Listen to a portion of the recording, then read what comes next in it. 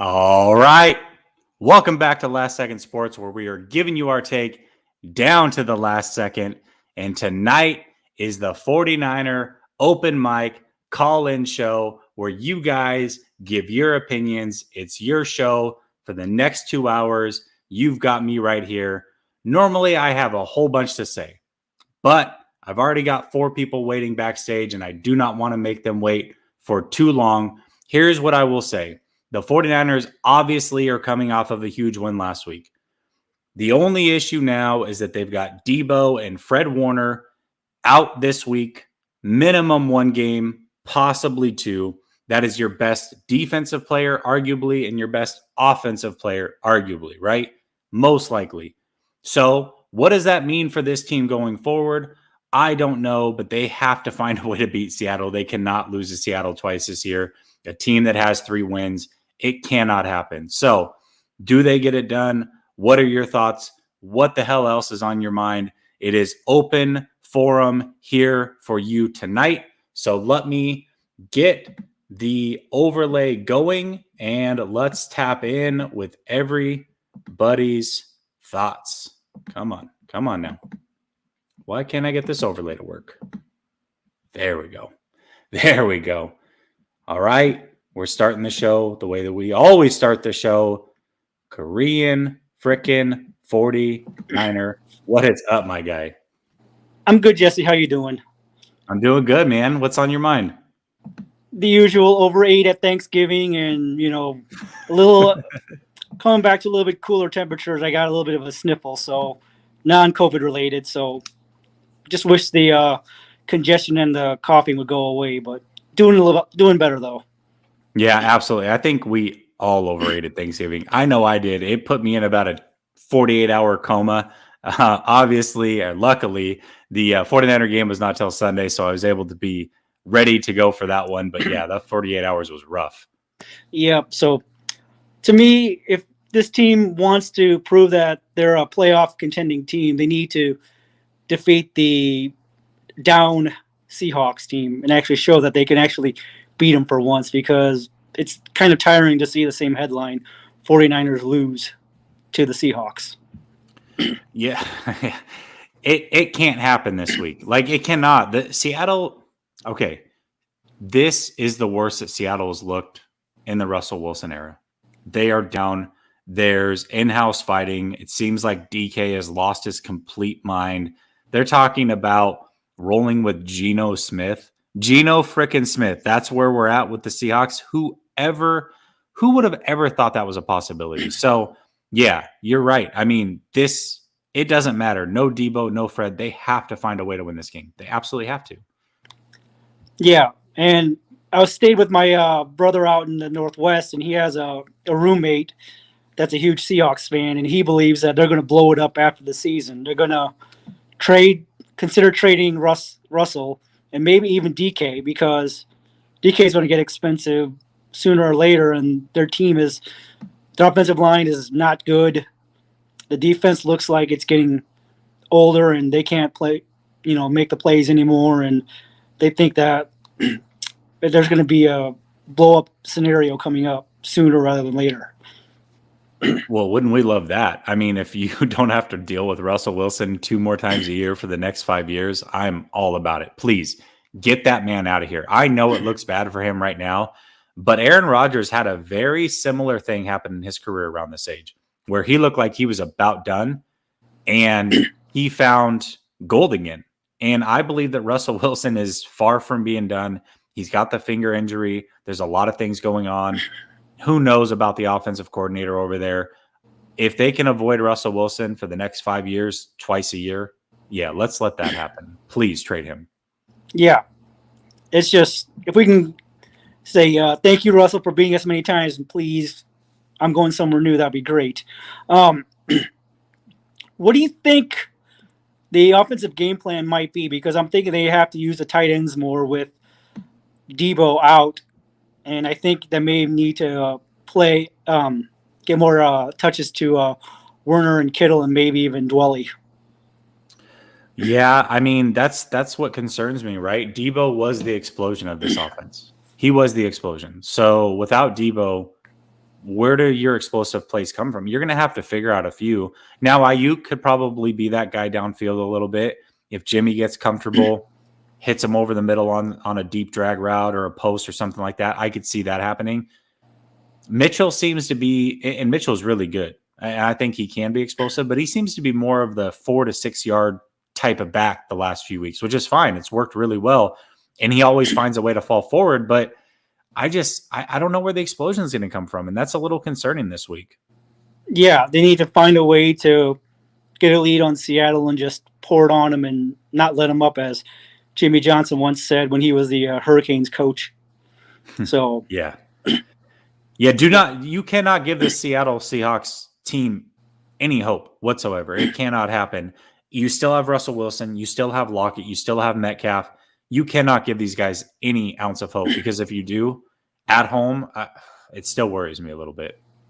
Yeah, that's the concerning thing, is how if Seattle gets a break or two, they're going to think that they're going to have a chance to stick around in the game until the end, and I don't think any of us wants to see that. But after this game, to me, I see the toughest game as Cincinnati coming up, because they actually have legitimate offensive weapons with Joe Burrow, Joe Mixon, and T. Higgins, and I'm blanking on the other wide receiver. Jamar Chase. And I think they have a tight end or two that's also very capable. So I could see Joe Burrow just, he looks very impressive as a second-year quarterback, and he's going on that Joe Montana route. He's just going up. His stock is going up, and I don't see, as long as their defense holds up, I can see them giving us, making that game very tough. Joe Burrow's really good. That offense is good. It'll be tough because you're on the road. If Debo and Fred Warner are there, I think the 49ers won that one. Their offense to me is no scarier than what we just saw in Minnesota. And for whatever reason, the 49ers did a really good job in that game. So I feel like they could hold the Bengals as well. It just comes down to if Fred Warner and Debo are playing, because Debo helps control the ball as well. And that's a big portion of the 49ers defense, is that they're able to control the ball and control the clock. Yeah. So that's all I got. Thank you, Jesse, for taking my call. And I need to stop eating so much at Thanksgiving at some point, whenever that happens. It'll never happen. Trust me, I'm 38. It's not going to stop for you. I promise. Yeah. Well, at least I got away and got to spend some time in the outdoors. So getting away from technology, at least for a little bit. So for sure. It's a nice reset. I get it. I totally understand it. Thanks for calling in, brother. We'll talk next week. Yep. See you, Jesse. Later. All right. Before we get to the next one, it's going to be my man, Michael Miller, your favorite, my favorite. So before we get to him, though, let me make sure that if this is their first time over, if you came over from Grant's channel, maybe this is your first time over here, make sure you hit the like and subscribe. You hit that bell notification so you never miss an episode. And if you have not tapped in with the Patreon yet, I know I got Eric waiting backstage. He's tapped in with the Patreon. Tap in there. Lots of 49ers content is going to be going up there. I'm continuing to crank out content here. I'm amping it up here. I'm going to amp it up across the Patreon. There's going to be a lot of 49er content coming from me. Make sure that you're getting it from both spots. Everything that you need is in the description, but make sure you subscribe at the very least here. Let's bring in Mr. Mike Miller. What's up? I can't believe y'all covering up this pretty face, but that's all right. I'm just kidding. I got a lot to talk about tonight. Let's do it, man. As far as the Jimmy G trade, I disagree with Grant. There's some needy teams out there, and I'm sorry. Jimmy G has a record. As much as I hate Jimmy, he wins. They win behind Jimmy. Right. Some team's going to give the Alex Smith type trade 2 second-round picks for him. I see it happening. I think it's going to be Pittsburgh that will do it because they are in playoff mode if they had a new quarterback. Big Ben's done. He's over with. I see him gone. We have next year in cap, $12 million beforehand. So if we let Jimmy go, we save $25.6 million. Mike McGlinchey, these two young right tackles we got, they've done played him out of the game. There's no way in the world we bring Mike McGlinchey back at $10.8 million next year. Just cannot happen. Not the way these young guys are playing. I mean, with Mike McGlinchey, we were losing games. With the two new right tackles that they've been playing, we've been winning games. Samson Ebicon, $6.5 million. There's no way in hell we're going to pay him that to come back to get us 1 or 2 sacks next year. So we're not going to win a Super Bowl until we get a top, true, lockdown, shutdown corner, and there's one way to do it. Trade George Kittle. Yes, we would have dead money, have the other team pick up that dead money, trade for a top corner in this league, and get rid of George Kittle and Jimmy G's number one buddy. Send them both out the door. Okay, let's think about some teams that could use a top flight tight end that have a corner they could spare. A team that comes to mind right away would be Miami. Is that a team you're thinking of? I'm going to say New England, and I know they just signed 2 top tight ends, but they can get out of one of them tight ends, and you know how much Belichick loves tight ends. Yeah. And they have a free agent corner in J.C. Jackson that they can tag and trade for George Kittle.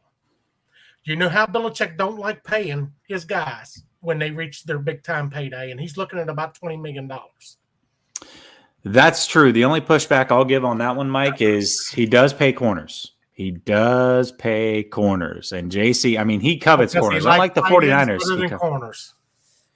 I don't know about that, and man. He's always had big time. Finds corners in the draft every year that he turns to superstars. He is a corner breeder up there in New England.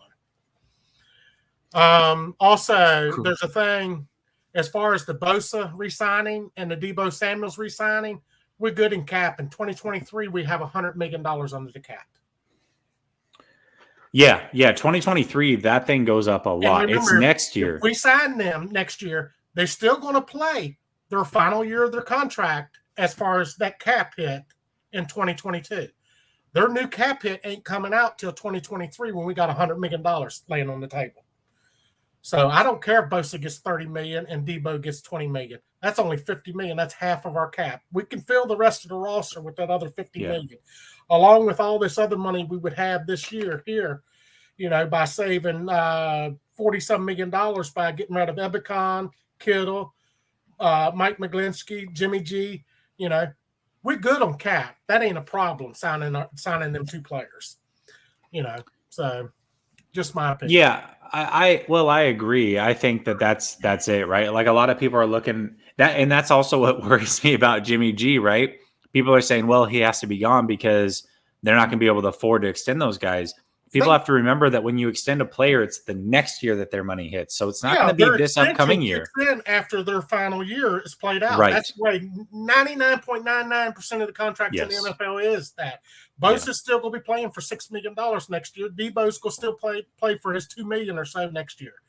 He may get a big extension and he may get a payday like no tomorrow and a big signing bonus, but that's all backloaded. Throughout the remaining contract. So we're good with $100 million in cap in 2023. And it even goes through the roof even more in 2024. So cap is not going to be a problem whatsoever. No, I think next year is where it's going to be a bit of an issue, but not going forward. I think they're going to be able to sign all those guys. I just look at it and say, the cap is going up very minimal in 2022. Even if you get rid of Jimmy, you're going to have, say, $40 million, but 32 free agents. They'll figure out a way. They always do. $6.5 million and Mike McGlinchey's. There's no way Mike McGlinchey comes back and pays for $10.8 million. Not with Jalen Moore playing like he is, and the other guy from West Virginia we got. I can't think of his name. Compton. They ball out. Yeah, they have to. They have. The problem is they have to trade McGlinchey. And coming off an injury, that might be tough. But I'm with you. If they trade him, that full 10, you can't. If you cut him. So here's the way the 5th-year contract works. It's fully guaranteed, which means if you cut him, you still have to pay him that full $10.8 million. But if you trade him, then that other team takes on the 10.8. But we can also remove that 5th-year option and just decide to tag and trade him. That way, if we don't trade him and we end up cutting him, we're not on the hook for that. Yeah. You see what I'm saying? Yeah. Because that 5th-year option is not guaranteed till the day of the beginning of league year. So we could That's back true. out of it at any time before the league year starts and just hit tag on him. Yeah, you would have. I think you're right on that. I think you would have to tag him in order to do that. Yes, I think that would be the only way to back out of that. Yeah. Yeah, and then just trade him. I'd have to look into that. Third round pick, whatever for him. I mean, or a fourth round. I mean, I don't think he has much trade value. You know, I think you can get a third or fourth round for him. But for starting right tackle, I think that's, would be a good trade. And I do see us getting 2 second round picks for Jimmy G. His record demands that.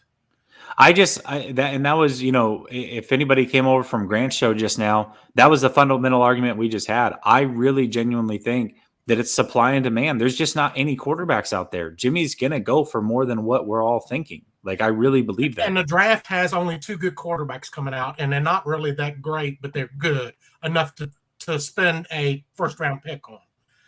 Right. And there's 6 or 7 teams out there that are desperate for quarterbacks. You got Houston, you got the Pittsburgh Steelers, you got I said Houston, you got Miami, even you got Carolina. Carolina's not happy. They've got a hell of a team down there other than a quarterback. I've got it right here. You've got Washington, Steelers, Broncos, Panthers, Texans. The maybe teams are going to be the Browns, Lions, Giants, Seahawks, Falcons, Saints, and Miami. Those are the teams potentially that are going to need a quarterback. There's only so many guys. In the market is Russell Wilson, Aaron Rodgers, and Jimmy G. There's 3 for what? Yeah. 8 and Watson, potentially. I said Watson, Jimmy G. Well, yeah, 4 of them. Watson, 4 for about 12 spots. Ain't enough to go around. The supply and demand is not there. So I agree. I agree with you. Yep, I'm 100% with you. Yep, I agree. You have a good night, and I enjoy it. All right, brother. Subscribe, and also post this all over Facebook. Subscribe. Let's build this channel. Let's get this channel back to where it was. And you see, we broke. Hey, do you see we broke 2K? We broke 2K last night. Well, then I owe a hat to somebody if you do it wrong. That's true. We'll talk about it. We'll talk about it, how we want to go about doing it. All right. Yeah, I'll buy a hat for anybody, even a non-Niner fan. I'll buy a hat for. So. All right, I like it. Thank you, bro. I appreciate it. You have a good night. Okay. All right, later. All right, later. Okay, so somebody in the chat was talking. Listen, I'm not a capologist. I'm definitely not that. But there are a few things that I know for sure. Somebody said that you have to pay McGlinchey's contract. That is true. That is true, but only if you can't trade him. If you cut McGlinchey, 5th-year option, you have to pay that $10.88 million. However, if you trade McGlinchey, then that team is on the hook for the whole amount, and you take 0 cap hit. So that's how it works on a 5th-year option with Mike McGlinchey. Just a heads up. Persist, bro. You asked, where's Chardal? Chardal is going to be not this next caller, but the caller after. He's actually waiting in the back. So I'm going to go to Eric, then Chardal, then Viet, Pinor, and my man Sersky. Pinor and Sersky. I'm looking forward to those 2 for sure. But first, I got to get to my guy, Eric. It is not a Tuesday, so maybe that's why he is not on this run/walk that he does every time he calls in. I got to get the skinny on this one. What's up, Eric? Hey, Jesse. Yep. Today's Wednesday, so it's my off day. I always go running on Tuesday, so because it's a Wednesday, not on my run today, but okay, all right. Anyway. Well, hey, just so you know, going forward, I might be doing this thing on Wednesdays. I think, I've got a little strategy worked out where I can do 49ers After Dark with Grant, parlay that, pull some people over from that show, get more eyes on Last Second Sports, get people into this 49er content. So maybe going forward, and then I'm still going to do a Tuesday show, possibly where I might start to spotlight another content creator that maybe doesn't have as much shine, somebody who's an up and comer and really good, and try to spotlight their channel and bring them on. So I'm trying to work through some things. What do you think about that, Eric? Hey, sounds good. I'm all for more content, and any day is fine with me. I just am out running on Tuesdays and doing this, so I just got to find something else to listen to. But if you have something else going on Tuesday, I can listen to that when I'm on my run, and I'm fine with that. Yeah, and you listen. You can listen to that, and then you don't have to worry about calling in and being all out of breath, and you can just call in on Wednesday. Yep. So what's on your mind, my guy? Just wanted to say, I'm glad I was wrong. I thought the Vikings would pull it out. I was pretty sure that they would jump out to a lead. I wasn't sure how the 49ers would respond. And I'm really glad that they showed the mental toughness that they showed this game. And they were able to just grind it out, stick to what they do, and win it. And that was my main concern, is that if they went down early, that they would get off of their game plan, but they didn't. They stuck to it, and just glad that. Okay, so that's what's crazy about this, Eric, is I don't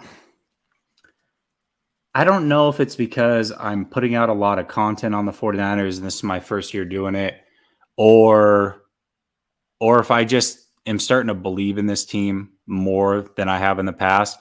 Normally when they get down in games, even in 2019 when they were very good, I always had this nervous energy about me. When they were down in that game, not at one point did I think, oh, here we go, the game's going to be over. I was confident the whole time that the 49ers had that game in control. I don't know what it was, but I just, no anxiety about it. Hey, the 49ers are going to win this game. They're going to find a way to win this. I was just confident the whole time. But did you feel that way, or did you just kind of like, oh, okay, like it happened? I was a little nervous at first. And then when they kept on after that first punch back where they tied it up and then they went down again, then I wasn't as nervous when they went down the second time. I was like, yeah, they can. I'm pretty sure they could come back from this one.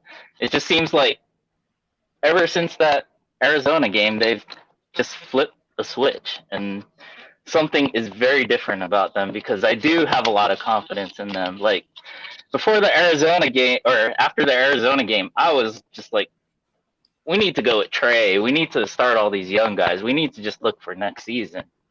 But now I'm like, you know what? I want Trey to get some experience, but he can ride the bench the rest of the season if we're playing like this. Because, I mean, a lot of people are saying that, oh, we're not going to compete in the playoffs. But, I mean, the way that we look, I think we can compete with anyone. And I don't think you can throw away a season just to look forward to next season, because you don't know what's going to happen next season. You can't be playing for next season. You know who plays for next season? Losers. Losers do play for next season. You're right. Well, and that's it, right? And that's kind of been my whole thing with this season is, obviously I wanted Lance to start. I'm worried about next season as a fan, right? I'm worried more about the future because I don't feel like this team was going to win a Super Bowl. However, that being said, Shanahan was on the verge of his fourth losing season in 5 years. He's only worried about the next game. That's it. That's all he should be worried about as a head coach, by the way. That's all he needs to worry about. Win the next game. That's it. And however he thinks is best to do that, he's going to do that because his butt's the one on the line, not mine. So I get it. Yep, I agree. I think I actually think, like, I know Grant always says, oh, Shanahan is doing something because he wants to win his way. I don't think that even is going through Shanahan's mind. I think, like, he's making all these decisions honestly thinking that's the best way to win the next game. I'm not saying all those decisions are right. I'm just saying he's not making a decision because he wants to do it his way. He honestly thinks that's the best way that we're going to win. Yeah. I agree with that. I think Kyle's very stubborn, but I don't think he's as stubborn as Grant lays it out there. But I at the same time, though, I also wouldn't be that shocked because, man, he is an extremely stubborn gentleman. You see that time in and time out. So anyway, that's all I got. Other than one last thing, man, how does that Jamal Adams trade look now? If the season ended today, Seattle would have the 4th overall pick that would be sent to the Jets. The Jets could have 2 top 5 picks. That is crazy. Talk about turning your team around in one offseason. And truth be told, this draft, I don't think is very. I mean, I think that there's going to be some good players, right? Some late round gems, but there's only about 5 like really good players in this draft. So if they can have 2 of those first 5 picks, that's huge for them. Because if you fall out of that top 5, it kind of turns into slim pickings. It really does quick in this draft. Now I'll figure out for sure in the offseason when I really evaluate things. But just looking at it on the surface now, I feel like this draft's going to be very, very thin as far as top tier talent. Mm-hmm. All right. And I am picking the Niners to win this week and pretty much every week, unless something serious happens as far as injuries go. But yeah. Go Well, Niners. Debo and Fred Warner is pretty serious, but it is Seattle's down and out right now. So I hope you're right about that. I really hope you're right. All right, Eric, you have a good one, man. We'll talk next week. All right, brother? All right. Later. See you, Jesse. Okay. Somebody asked for Shardall. Shardall, I hope you're ready. Last time I brought you on, you're having some technical difficulties. So hopefully you're good to go. Shardall, are you there? Hey Jesse, can you hear me? I got you. Yes, I can hear you. So I think we have a chance of beating Seattle this when we play them. I think if we play a good game of football, clean game of football, eliminate the turnovers and all the mistakes that we make, I think we have a chance to win this game fair and square. I think this is going to be a pretty easy win for the Niner Nation. I hope you're right about that. The only thing that gives me a little bit of pause, Shardall, is it's a division game. And for whatever reason, anytime you get in division rivals, all records, talent, everything goes out the window. You just never know what can happen. That's the only thing that worries me. But I agree. The 49ers, even without Debo and Fred Warner, are clearly the better team right now. Hopefully they can get things together. And the thing that I find about that is that we're playing Seattle, but we shouldn't get scared of Seattle. We should play them with our intensity and go out and with our fight. And doesn't matter what the score is going to be. We got to just play our game of football. That's it. And just, the score will show as we play, with our, if we come out and really play hard, the score might be pretty like lopsided. The score might be pretty even. Both teams coming out, scoring evenly. The Seahawks score a little bit and the Niners score a little bit. Yeah, you know what? I think it could be close early. So do you think that the 49ers pull away late and kind of make it blow up a little bit? Is that your prediction? I think it could be a blowout, depending on how well we play. I mean, if we really punch Seattle in the mouth and really show, we could really blow them out. And that would be pretty fun because anytime you're facing your rival, you always want to blow your rival out of the park. Like that's always what your aspirations and your hopes are as a football fan. Yeah, absolutely. If they can blow and here's the other thing, Shardall. We know that Russell Wilson and the 49ers have been a thorn in our side for a long time.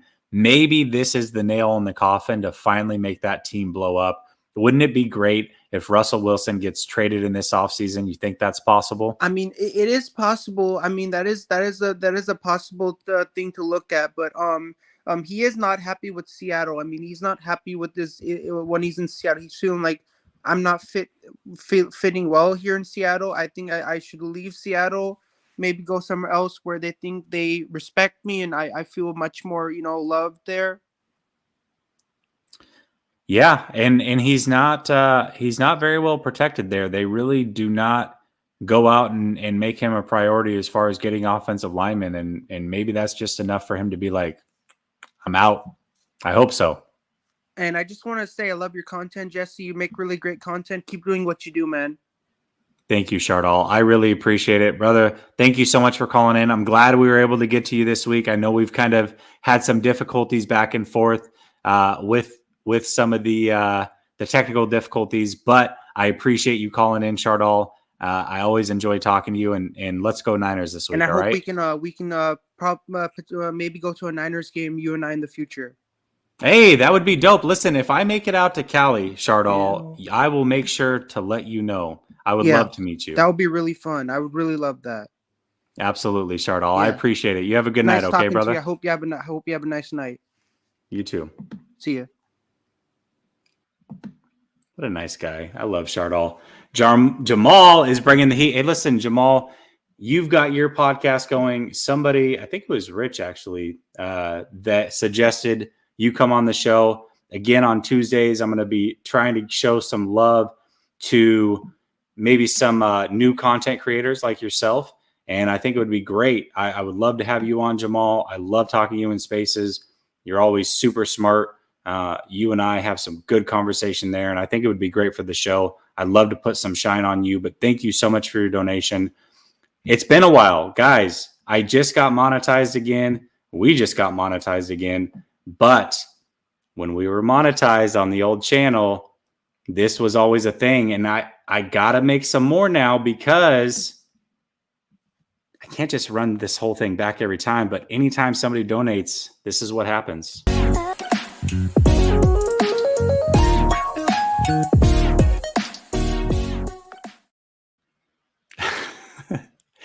I love it. I got to make some new ones. I got to get maybe the Carlton dance, whatever in there. But I appreciate it, Jamal. And guess what? You are forever going to be ingrained in the channel because under the tab that says description, under the milestones, you are going to be the first person to donate to the new channel. Your name will be there forever. I appreciate you, my guy. Let's bring in the next caller. My guy, Viet. What's going on, brother? Hey, what's up, man? How you doing? I'm doing good, man. I'm doing really good. The Good. 49ers Hope you had a good won. Thanksgiving, man. Hope everybody had a Hell good yeah. Thanksgiving. Absolutely. Yeah. Shout out to the chat. I hope you all had a great Thanksgiving. Did you have a good Thanksgiving? Yeah, I did. We went to my auntie's, had some food. We don't celebrate Thanksgiving normally, but we kind of do both cultures' food. So there's Vietnamese food and then there's Americanized food too. So I kind of had both. So it was cool. Yeah, absolutely. That's awesome, man. Good. I'm glad you had a good Thanksgiving. Did you overeat like Korean 49er did? Probably. Yeah, I think we all do. Probably. Yeah, I'm with it. First off, I can't believe everybody in my league is picking Seattle 70% of the time than the Niners. So really? A little disrespect there. So I'm okay. Do you think it's because Debo and Fred Warner are out? You think that's probably the only reason? and guys? Also, okay. See, here's the thing. Like I want to get into that because that's the topic. But it's gonna be a dogfight, probably. I mean, in the back of my mind, I kind of hope that it's a blowout. It might be because like you said before, with the last caller, this might be the nail in the coffin. Like to lose because they kind of know that they can always own us, but to lose to us would be like a death nail. It's like us going downhill and then we get to play the Rams and then they smoked us, and then that feels like a franchise or a sort of an era-ending moment. You get what I mean? Yeah, no, I definitely feel that. This game is big for so many reasons, right? We talk about contender, pretender. Right now, I really feel like the 49ers are true contenders, but if they lose to Seattle, all that goes out the window. And then vice versa. When I'm looking at Seattle, I'm sitting here going, okay, is this it for them? Is this the game that puts them over the top and this dynasty or this run, I should say, with Russell Wilson is over? I sure hope so, man. That would be fantastic. Yeah, and I hope that we're not getting overconfident about, because remember the Niners lost the most embarrassing game this year to Arizona, and then all of a sudden we come back and we destroy the next two teams, and we're looking like contenders. So It's not like the Seahawks can't turn it around on us, right? That karma might come back on us. Absolutely. So, yeah. And I think 49er fans are definitely very confident. I mean, anytime you're missing two of your best players, I mean, easily two of our top 5 players on this team, no matter how you slice it, whether it's 1 and 2, 1 and 4, whatever you want to look at, 2 of the top 5 players on this team are not there. I know Seattle looks bad, but Seattle is at home and it's still a division game. And again, without Debo, I know that offense has been really bad in Seattle, but with Russell Wilson, Metcalf, and Lockett, I have pause. I definitely have pause. We'll put it that way. Same for me. I think it's one of those Seattle Niner games where there's a lot of mistakes, turnovers, where it seems like one team's about to take over the game and take it by the cojones, and then somebody just makes a huge mistake, like I'm thinking there's at least one fumble in this one or one safety. It feels like that kind of game. And for me, I think talking about pretender contender, I think this is the biggest game of our season because it's in Seattle. Seattle has been owning us, and it's about the mental capacity of it. Like physically, I think we can beat any team. Like the physical talent's there. But remember, when's the last 2 times? Do you remember the last 2 times we beat Seattle in Seattle? Well, 2019. Mm-hmm. Yeah. And then Alex Smith was there. Oh, that was a lot. Wow, really? 2011 was the last time?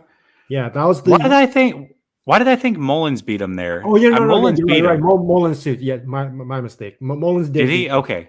I don't know if it was in Seattle. But it may not have been in Seattle. Yeah, you might be right about that. When we beat Seattle in Seattle, big things happened. We went to the NFC title game that year.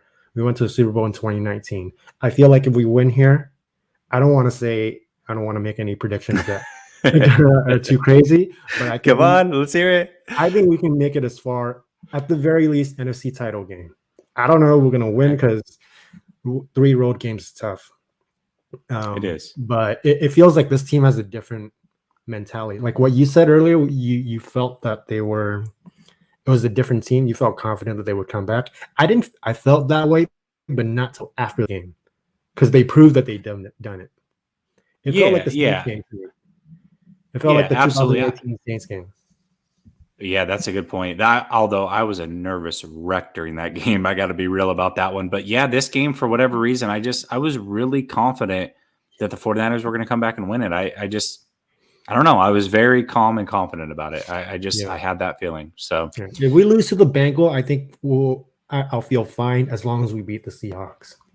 You can't lose both these games. You have to beat Seattle. That's true. That's true. But like I wouldn't lose as much confidence losing to the Bengals as the Seahawks, because it's like a backbreaker to keep losing to them. Yes, absolutely. I agree with you. I think that this game, momentum-wise, just carries a little bit more weight. Yeah, I'm 100% on board with you. Absolutely, yes. I think you got to beat Seattle, and also it helps in those tiebreakers, right? If you end up in one of those situations, beating an NFC team is far more important. And let's say Debo and Fred Warner miss next week, then you could say, hey, listen, they lost to the Bengals without their 2 of their best players. Right. They're fine. It's not a big deal. But if you lose to Seattle, that's a whole different story. So we'll see what happens. Cool, man. Appreciate it. So score predictions probably. Yes. 29 Niners, 17 Seahawks. Okay. I like it. I like the confidence. I'm with you. I like it. All right. We'll see. We'll see if you're right next week, but hopefully the Niners win. Appreciate it, brother. Later, brother. All right. We got some super chats to get to. Richard McDonald, listen, I was just talking about you, and you came in and showed some love. So let me show some love back. It's only right.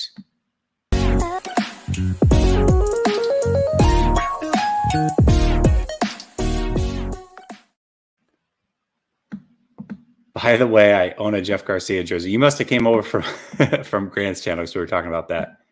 Hey, UCBA wanted all the smoke with Pat Pete. Yes, he did. Also, last week I said I don't like Debo as a running back too much. Look at what happens. People in the chat, stop being cheap. Hey, listen, I just appreciate everybody tapping in. If you can like and subscribe, I will definitely take that. But if you want to throw some money our way, for sure. Jamaica boy, I appreciate it. That means that I owe you this as well.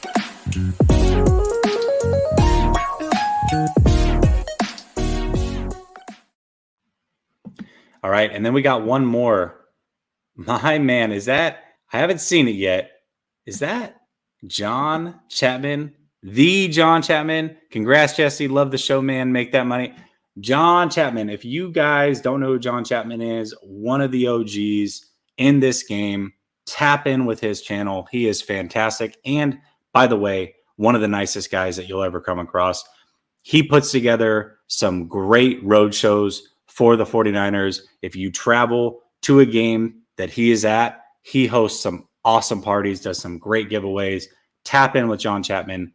Awesome guy. I'm sure most of you are already, but if not, tap in with that guy. He's amazing. And then we also have another donation from Gold Blooded. Thank you so much. I'm going to get both of you, if you don't mind, with one, just because it's a lot to throw out back to back to back.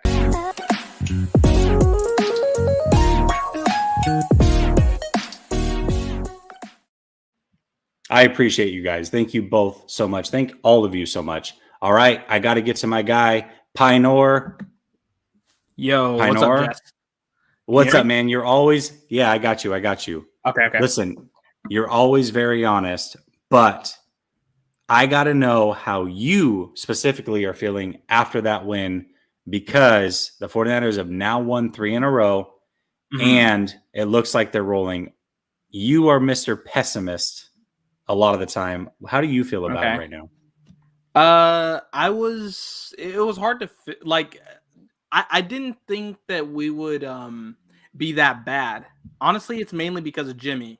Because Jimmy, I'm not going to sit here and say that I thought that he was going to play good or anything. I just thought that he was going to play a little bit more solid than what he showed us. So I just thought that was the annoying thing. It was him, Robbie Gould, and it was seeing some of the injuries like Debo and Fred, and it was those kinds of things what made it a bad game for me, because I didn't know the severity of the injuries. I was sick of seeing Jimmy, and it was just like, here we go, Jimmy, do your little 5-yard throw, and let's say it was a 10-yarder. Let's go ahead and make these stats saturated for you. I was getting really mad at the television.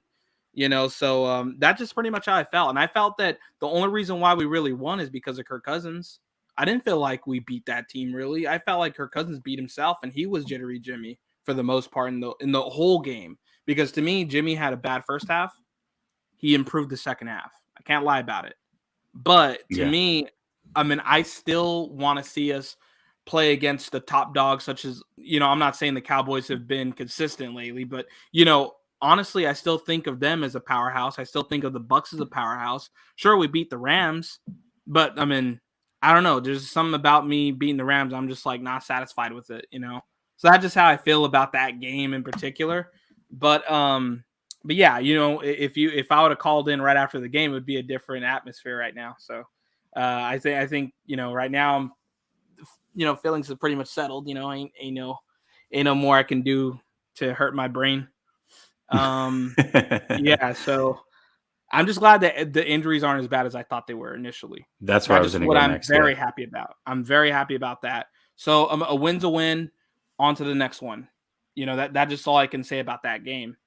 And as far as this week, I think this week is very interesting because, we're playing the Seahawks, and obviously we know, how they're doing and everything like that. But the sad part is about the Seahawks, because I do think we're going to beat them. It took this to happen for us to beat them comfortably as a fan. And I'm very mad about that. I'm very mad that we couldn't beat them at their prime with our prime, all the years that we could count. Sure, we beat them in 2019, and stuff like that. But I'm just talking about over the history of that whole era of Wilson and Carroll. I really wish it would have went back and forth like a real rivalry. But we always knew that it was very competitive to the end, and they would always have our number for some reason. So that's just how I feel about the Seahawks, because this is going to come to an end, and it's a weird thing to see because I wouldn't think it would come this soon. But, I think that this game's going to be interesting because we're going to see what the team's going to be like without Fred Warner. We're going to see what this team's going to be like without Debo. We're going to see how Jimmy's performance continues onward, because everybody wants to say that we're going to be a Super Bowl contender. Well, let's see how Jimmy does for you to say that. And then the fourth thing I'll say is that we still haven't proven to beat a team that we're supposed to beat, such as, McCoy and the Arizona Cardinals. We're supposed to beat that team. And we still haven't proven otherwise that we could take advantage of those kinds of, situations, So I think it's a very interesting game going in there. And I think that we need to take care of business in order for the fans to that want to say that this is a Super Bowl contender, at least that's a part of the check mark that, that you would need to even say that to me. If we don't win this game, bro, I'm done. I don't like. There's no reason, dude. There is no reason why you can't beat this team. I have heard all the positivity, and it's like, dude, take care of business first, please. You want to talk about Super Bowls? Beat this team, and then I'll be a little bit on board. Not completely just yet because we haven't seen the other teams yet. But yeah, so. To be fair, they did put a whooping on Jacksonville, which is one of those games that not only should you win, but you should blow them out. They did do that, so that's the only pushback I'll give. But as far as a division game, that's fair. As far as a division game that you're supposed to win, yeah, they haven't done that yet. So yeah, we'll see. And then I already told you how I felt about the old man argument in the spaces, but I don't want to cover anything. Yeah. But for everybody that's out there, if you're old and you watch Joe Montana or Steve Young, it doesn't give you an edge in any argument if you haven't watched the film or don't have common sense here. I'm not saying that you guys should like for everybody that has watched the film or does understand, the game of football a little bit better than others. I'm old enough to have watched those guys. Okay. But not all the old people in that time we're all created equal as far as being wise. I mean, look at Rombo, for instance. The guy has 20 plus subs and people think he's God. Get out of here, dude. You're not smart. But anyways, shout out to you. Shout out to John Chapman because I've seen him in there too. Shout out Jamal. I would love to see you guys do a collab. I'm very, very thankful for your channel, man. I love it, and I'll continue watching. And everybody hit the like button. Can't think of anything else I can tell you. Listen, we'll talk in spaces. We'll talk in spaces. So no need to worry about that. Oh yeah, yeah. All right, brother. You have a good one. Gotta get the podcast going. Yeah. Right, are the 49ers going to win this week though? Yeah, I don't think you gave your actual prediction. Yeah, we're gonna win. I don't. Okay. It's the weirdest thing ever. I don't know about the score. Maybe it's gonna be 31-14. 31-14, I'd say. And, wow. Yeah, okay. I'll say 31-14, and the reasons that I displayed of not having Fred, not having Debo, Jimmy's performance, and not taking advantage of another team. Those are just things that I'm looking at in the game, and we don't have to necessarily just win or lose. I just think that I want to see how they're gonna, perform, and for my curiosity, that's pretty much what this game's about. It's not really about anything because we should win. There ain't no, you need to win this, so I'm just going in there with those things in mind. Yeah. I agree. Okay. So if they win 31-14, you'll feel good about it. I'll feel how I should feel about it. I won't feel good about it. I'll feel how I'm supposed to feel about it. If they have any more points, shut them out, then I'll feel great about it. Yes. Okay. All right. I feel it. All right, Pinor, we'll talk later. Have an average night. Later. That's what I love about Pinor. He always brings it real. And I'll tell you what, this next guest always brings it real himself. But let me get to these comments real quick. Swift Dog 49ers says positive vibes to you and our 49ers. I see us not only winning this game, but going on a winning. Well, listen, this will add to the winning streak. This will be 4 in a row. Then if you beat the Bengals, that's 5 in a row. You win 5 in a row. I don't think there's going to be a non-believer inside this fan base or outside this freaking fan base. So that's where I'm going with that one. And it looks like there's a few. So I want to make sure that I get to everybody, and then I'll play the thank you. But like I said, going back to back to back, it's a lot. Okay. Trent Payne, thank you so much. I ain't never been called cheap in my life. That's going back to Jamaican Boy's comment. He said, don't be cheap, donate. Trent, thank you so much, man. I really appreciate you. We got MILF Hunter coming in. He says, Jimmy, number 7 in NFL and QBR and 13 in passer rating. WTF. Okay. Anybody who has not seen it, go watch. Oh, God. Who was it that did the breakdown? Somebody. KP. KP did the breakdown. I will, in the chat after the show, in the comments, I will link his channel in the running chat after the show. Like I said, go watch his breakdown of Jimmy G this last game. 1 minute in, he basically puts that whole thing to rest. So don't worry too much about that and get your mind wrapped around the passer rating too much, because he definitely lays that to rest, and he did a fantastic job doing it. Milf Hunter also comes in and says Josh Norman will have 5 plus first 5 plays plus. I don't know. I apologize. I'm not making it out there. Go ahead and put it in the chat what you actually meant. I know it was a $2 donation, so you only have so many characters, so you had to cut it short somewhere. But go ahead and throw it in the chat, man. I'll read it. I appreciate you. Viet coming through. Just talked to Viet. Thank you, my guy. He says, here's the first month's rent that we owe Jess. You think Mitchell can break out without Debo in the run game? That's what worries me a little bit. I just have a weird feeling that the 49ers are going to pass a lot in this game. Debo's their explosive runner. They might go a little bit away from the run game. They might have to. I'm not saying that they should. I definitely think they should come out with the mentality to run the ball 30 plus times, 40 plus times even. But without Debo, I just think it might be a little tough sledding. And anytime you put the game on Jimmy's right arm, I get a little concerned. It's just the way that I feel. Oh, pass interferences. Bud, you didn't have to pay again. I appreciate it, though. You could have just without paying. I appreciate you, though. Thank you so much. So for everybody that I just read your super chats, let me give you all one fell swoop, a little bit of love. I appreciate all of you.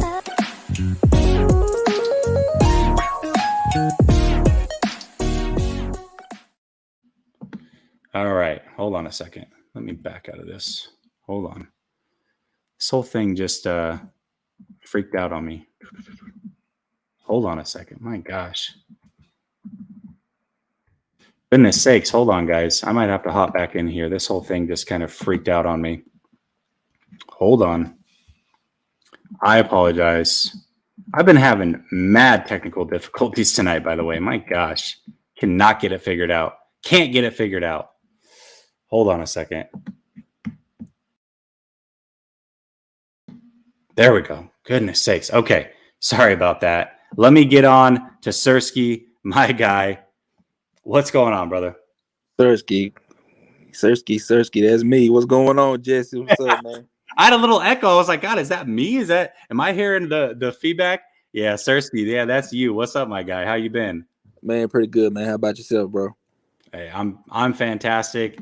The 49ers are winning some games, Sersky. I know that we've had a lot of back and forths in those spaces, and especially during that time where the 49ers were losing so dang much. What the hell? They've completely turned it around. I'm a happy 49er fan. How you feeling about things? I'm feeling good, man. I'm feeling real good. Shout out to my boy Jamal, man. Yes, Sersky, for sure, man. Yeah, man. We finally back to where we supposed to be, man. It's been a tough several weeks at the beginning of the season, man. But we back where we need to be. Feeling real good going into this game against Seattle. By the way, the 49ers played a real fought battle game against the Vikings. I think it should have been a blowout, but we did make some mistakes to where the Vikings was able to come back, but we were still able to maintain and get the dub, man. But yeah, man. Going into this Seattle game, it's gonna be different. It's gonna be different. We got two stars on this team is going to be out. Fred Warner on defense and Debo Samuel on offense. I think we still should stick with the run game. That's our identity. Kyle Shanahan is very creative in the run game. Real brilliant, one of the best offensive minds when it comes to the offense and the run game. So I think we should still run the ball. It's going to be a little different because lately we've been seeing Debo getting the ball out the backfield, and Debo's been phenomenal out the backfield. But with Elijah Mitchell, Jeff Wilson Jr., I think we should still run the ball. I think they're capable of running the football. I think Jimmy still has to play his role until it's necessary for him to throw the football. But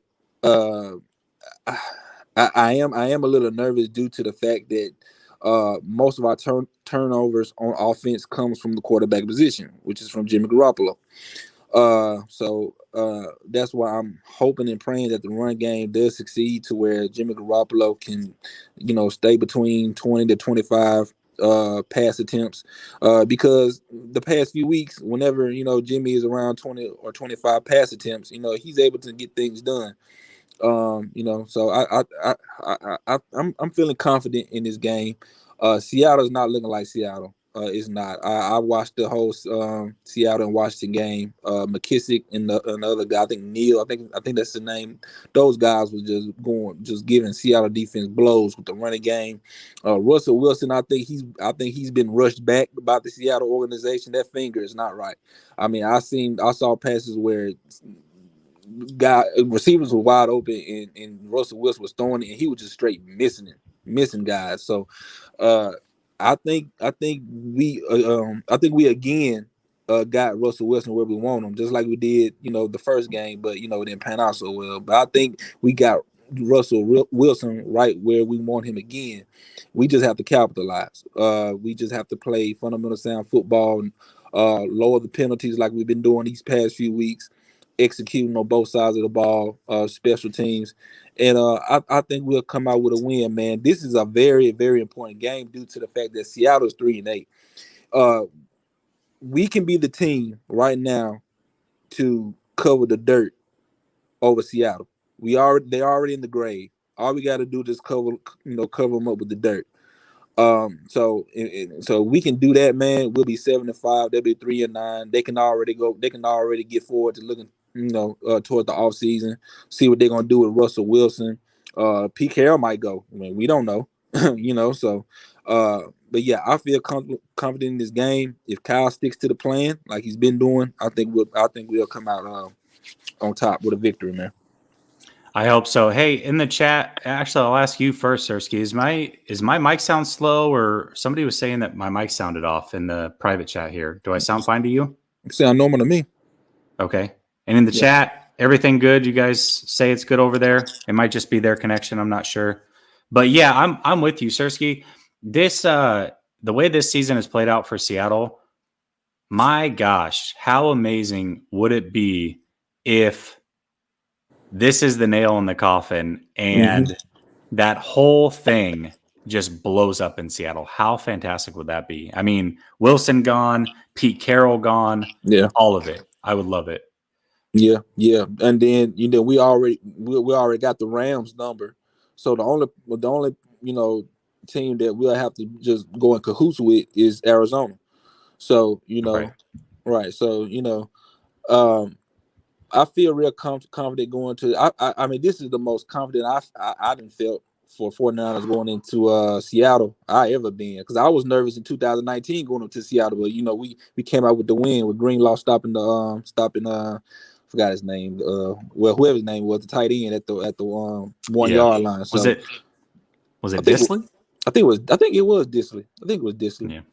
Yeah, but yeah, man, but this is the most confident I feel about the 49ers going into the up to Seattle in a long time. So I think we can do it, man. If we, like I said, man, if we could just play fundamental football on both sides of the ball, limit the penalties, man, and just execute, man, we'll be all right. We'll be all right, man. I think we can continue this winning streak. Because by looking at the 49ers right now, man, they look like a well-disciplined team. I mean, they're looking way better from a discipline standpoint. So if they can keep this going, man, without a doubt, we can probably go up higher in the rankings in the playoff picture. So, but yeah, I'm confident in this game, man. I'm going to give my prediction. I think we win 28-17. I don't see us getting up to the 30 ball. I think we're gonna stay below 30, a little under 30 with 28 points. But the running game has to be efficient, and if Jimmy has to throw the football, he has to play almost perfect against this team, because Seattle has his number from Fred Warner, to the corners, DJ Reed, the secondary they have his number, man. So if he can just get the ball to the receiver, ball placement, go through his progressions, quit being a one read quarterback, because Debo's not there. That's mainly his one read guy, Debo, and he's not there. So you're gonna have to get Kittle involved, get Juwan Jennings involved, most definitely have to get Juszczyk involved. and he has to do that. He has to see the guys open, and if he sees them open, he has to make that throw. He cannot sit in the pocket. He cannot be happy feet when the line breaks down. He's gonna have to find a way. He's gonna have to put up on himself to get out that damn pocket. I don't care if you're not athletic. You need to get out that pocket and make something happen if necessary. But if Jimmy can do that, he was able to do that last week against Minnesota. He had that rollout to Jennings. Right. On the touchdown. So he's been more mobile than what he was. I mean, he looks like 2017 mobility. That's one thing I'm going to give him credit for. I feel like he's more mobile than what he was the last couple of years, and that's a good thing. You're right. I mean, move the pocket for him a little bit, help those receivers get open potentially. You might need that.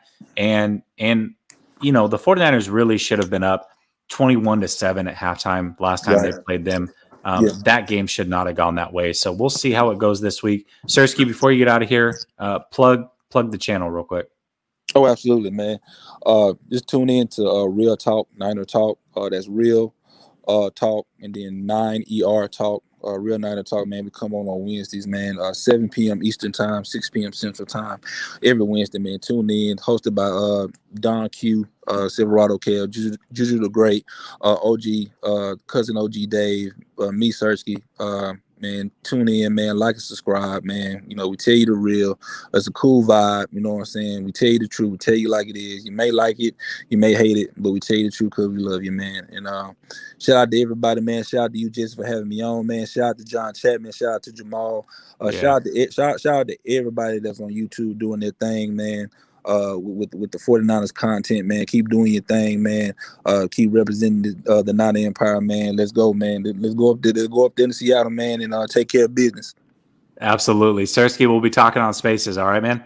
For sure. Later. All right, Chris. Thank you so much, my guy. Wow, that is extremely generous. Congrats on getting monetized. Thank you so much. This 50 burger is my way of saying thank you for your hard work. I appreciate you recognizing that. Score prediction is San Francisco 38, Seattle 12, 0 touchdowns.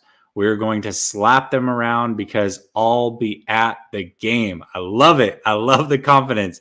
And just because you paid $50, I hope it comes true. No, I hope it comes true anyways. I mean, listen, if the 49ers win 38-12, my gosh. What a statement. Without Debo, without Fred Warner, I get Seattle isn't very good, but it's still Seattle. It's still Russell Wilson, and you're still going to Seattle to make that happen. That would be extremely impressive. And Marco says, what's your gut telling you about Elijah Mitchell? Is he a real top 10 talent, or is this Kyle toss schemes working on? Okay, so I posted a video earlier today. It was a recap that I did with Grant after the draft, talking about the players, my favorite picks, the guy and my least favorite picks of the draft. The first guy I said was Elijah Mitchell. I just felt with his speed, his size, I felt like he could take this running offense to a whole new level. And I think we're kind of seeing it. I mean, this guy falls forward on a regular basis, extremely powerful. He's not as fast as Mostert, but he's a lot more durable than Mostert. When was the last time, I mean, you see Mostert come out in back-to-back games with 25, 30 carries? I mean, he's a workhorse. This is absolutely incredible. So, yeah, I really like what Mitchell brings to the table. I think he would be good in a lot of places. Shanahan obviously helps. There's no doubt about that. But I think either way, he would be a good player. And I like Elijah Mitchell a lot. So let me give you both some love. Thank you guys so much for the donation. Before we get to Eric, here we go.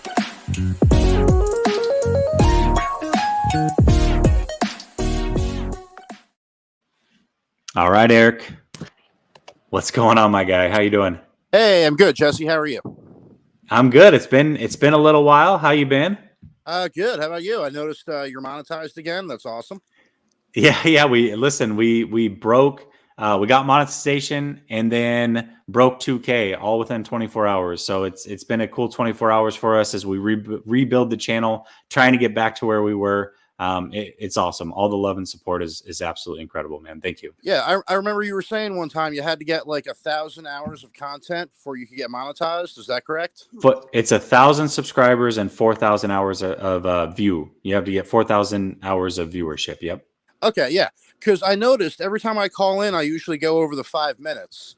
So in a way, I kind of helped you get to that 4,000 hours by talking so much. So I'm glad I was able to contribute in that sense. Thank you, man. I appreciate it. That was awesome. That was good. What's on your mind, my man? Well, all right. So there's two things I really want to talk about tonight. The first is with Kyle Shanahan. A couple of weeks ago, when they were 3-5, everyone was saying, not everyone, but there was a large group of the fan base was saying, you got to fire Kyle Shanahan. He doesn't know what he's doing. Only had one winning season. I'm not saying that they were 100% wrong, because at that point they're 3-5. It wasn't looking good. But now they win a couple games. Now they're 6-5. They're in the driver's seat. They got, they got at least a game up on the Vikings plus the tiebreaker. They got the tiebreaker against the Eagles. Now it's looking like they're going to the playoffs, and no one's really saying, get rid of Kyle Shanahan. So I just wanted to make one point. I noticed Debo, the first half of the season, he was like top 2 in the league in yards, in receiving yards. Now he's still on his rookie contract. He's trying to, build up his numbers, get a big second contract. Last couple games, they've been running Debo a lot more. Running backs don't get paid as much. Running backs much more likely to get injured. Now, wide receiver is one of the more diva positions in the NFL. I think most people could agree on that. You look at guys like DK Metcalf. At one point in the last game, he was pointing to Geno Smith on the sidelines, saying, "Get this guy in there." Odell Beckham Jr. has ran himself out of two different teams. You know what I mean? So the point I want to make is that Debo is basically playing for his next contract, having a tremendous year, but they weren't winning as much. So Kyle went to him and said, "I need you to run the ball." And Debo said, "Yeah, sure, no problem." He didn't complain. You haven't heard anything in the media about, Debo saying, "Oh my God, they just want to pay me as a running back," or they just, whatever. He's doing what the team needs. And if you look around the team, the whole team is like that. I mean, George Kittle, he'll have one game where he'll have like 120 yards and 2 touchdowns. Next game, he'll have one catch for 17 yards. You never hear George Kittle complain. So the point I wanted to make was, whatever you think about Kyle Shanahan, I think it's fair to say that he's drafted players that put winning first, and he's created a culture that's based around winning, not just necessarily, I got to get my stats, I got to get my contract, I got to get my fame and notoriety.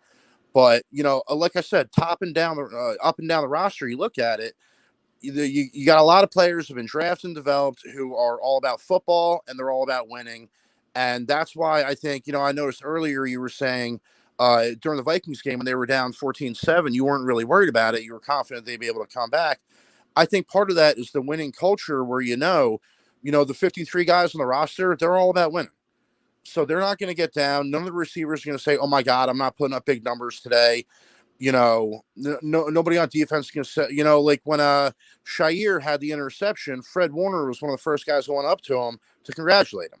Fred Warner's been having a rough year. He's trying to live up to his new contract. It could be easy for him to say, "Oh man, why didn't I don't have that many interceptions. I'm having a bad year," but he's a team guy. And that's the point I want to make about Kyle. Seems to me that he's created a culture of winning, and that can cover up for a lot of mistakes. That can cover up for a lot of deficiencies in the rest of the team. Yeah, you know what? That's a good point. And it's funny because I remember going into the season, Grant and I did a show and we previewed the season. And one of the things that I talked about was, we talked about a lot of things, but why I thought the 49ers could win the division. And one of the things that I had was one of those things that you can't put on paper, but it was team camaraderie. And I just remember every single player, whether they were in a contract year, Fred Warner, or they were the top guy on the team, lowest guy on the team, every single one of those guys, as long as they weren't injured, they were at those non-mandatory mini camps. And to me, that told me that you've got a team that's together through thick and thin. And I felt like that was a reason why a team like the 49ers could win the division, because those little things matter. It's things that they don't make headlines. There's no stat for it, but there's something to be said for that. And you're seeing it right now. And really you saw it throughout the course of that losing streak. I mean, they lost, 5 or 6 games? Any team could have folded under those circumstances, but they didn't.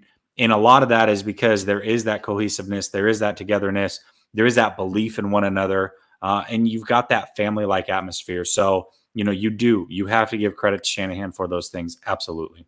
Yeah, and it really does show up on the field when you see receivers blocking for the running backs. You see, like I said, Debo playing running back. I think it gives them a strategic advantage when everyone's got one goal, one purpose. It's not complicated out there.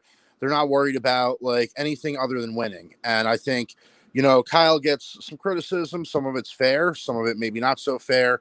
But I think you also got to look at the positives he brings to the team.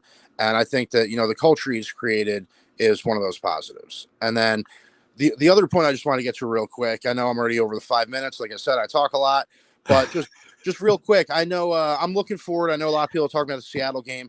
I'm looking forward to the playoffs. I think at this point, they would really have to, the wheels would really have to come off the car in order for them to not make the playoffs at this point. Nobody behind them is really lighting it up. The Saints just lost. The Panthers just lost. So looking ahead to the playoffs, I don't think that there are any super teams this year. I don't think that there are any teams in the NFC or in the AFC that the Niners can't beat. Now, sure, there are teams that I think they'd probably be at disadvantage against, teams that probably be more likely to win. But I don't like even Tampa Bay. I don't look at Tampa. I mean, Tampa Bay, first of all, last year, they didn't even win their division. They got hot at the right time. They won the Super Bowl, give them credit for that. But they were a wild card team.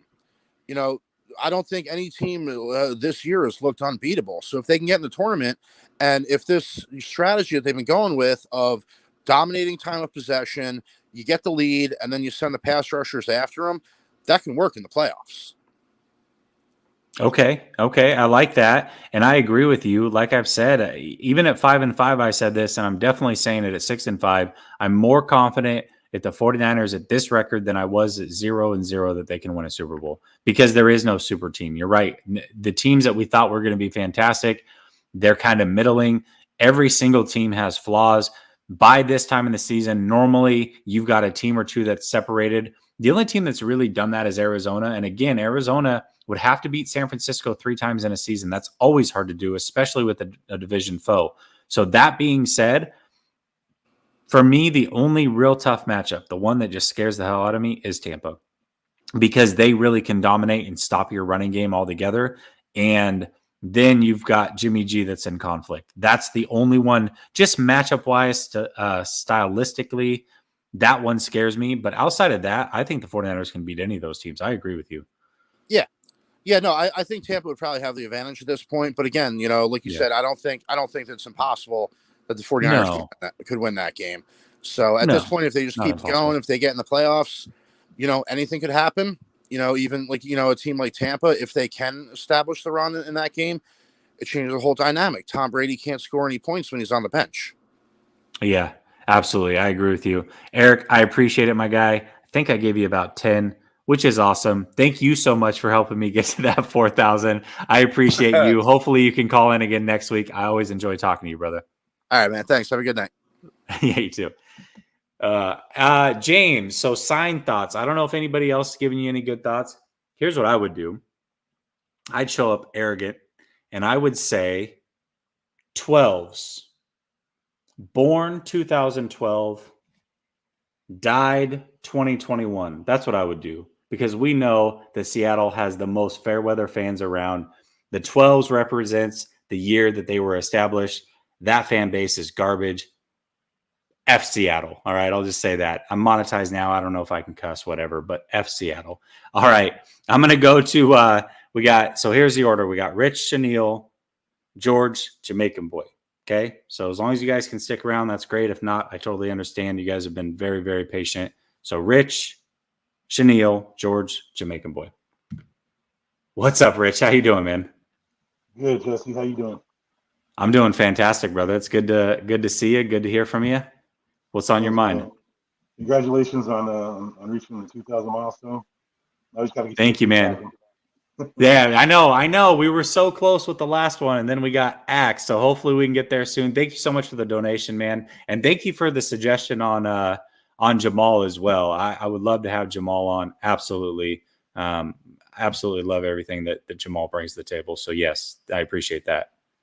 Yeah, no doubt, man. He's always in spaces. He always brings some great content. So, Yeah, for sure. But the first thing I want to mention, because I keep hearing this a lot, is people keep bringing up how the 49ers are using Deebo Samuel in the running game, and they're concerned with his injuries.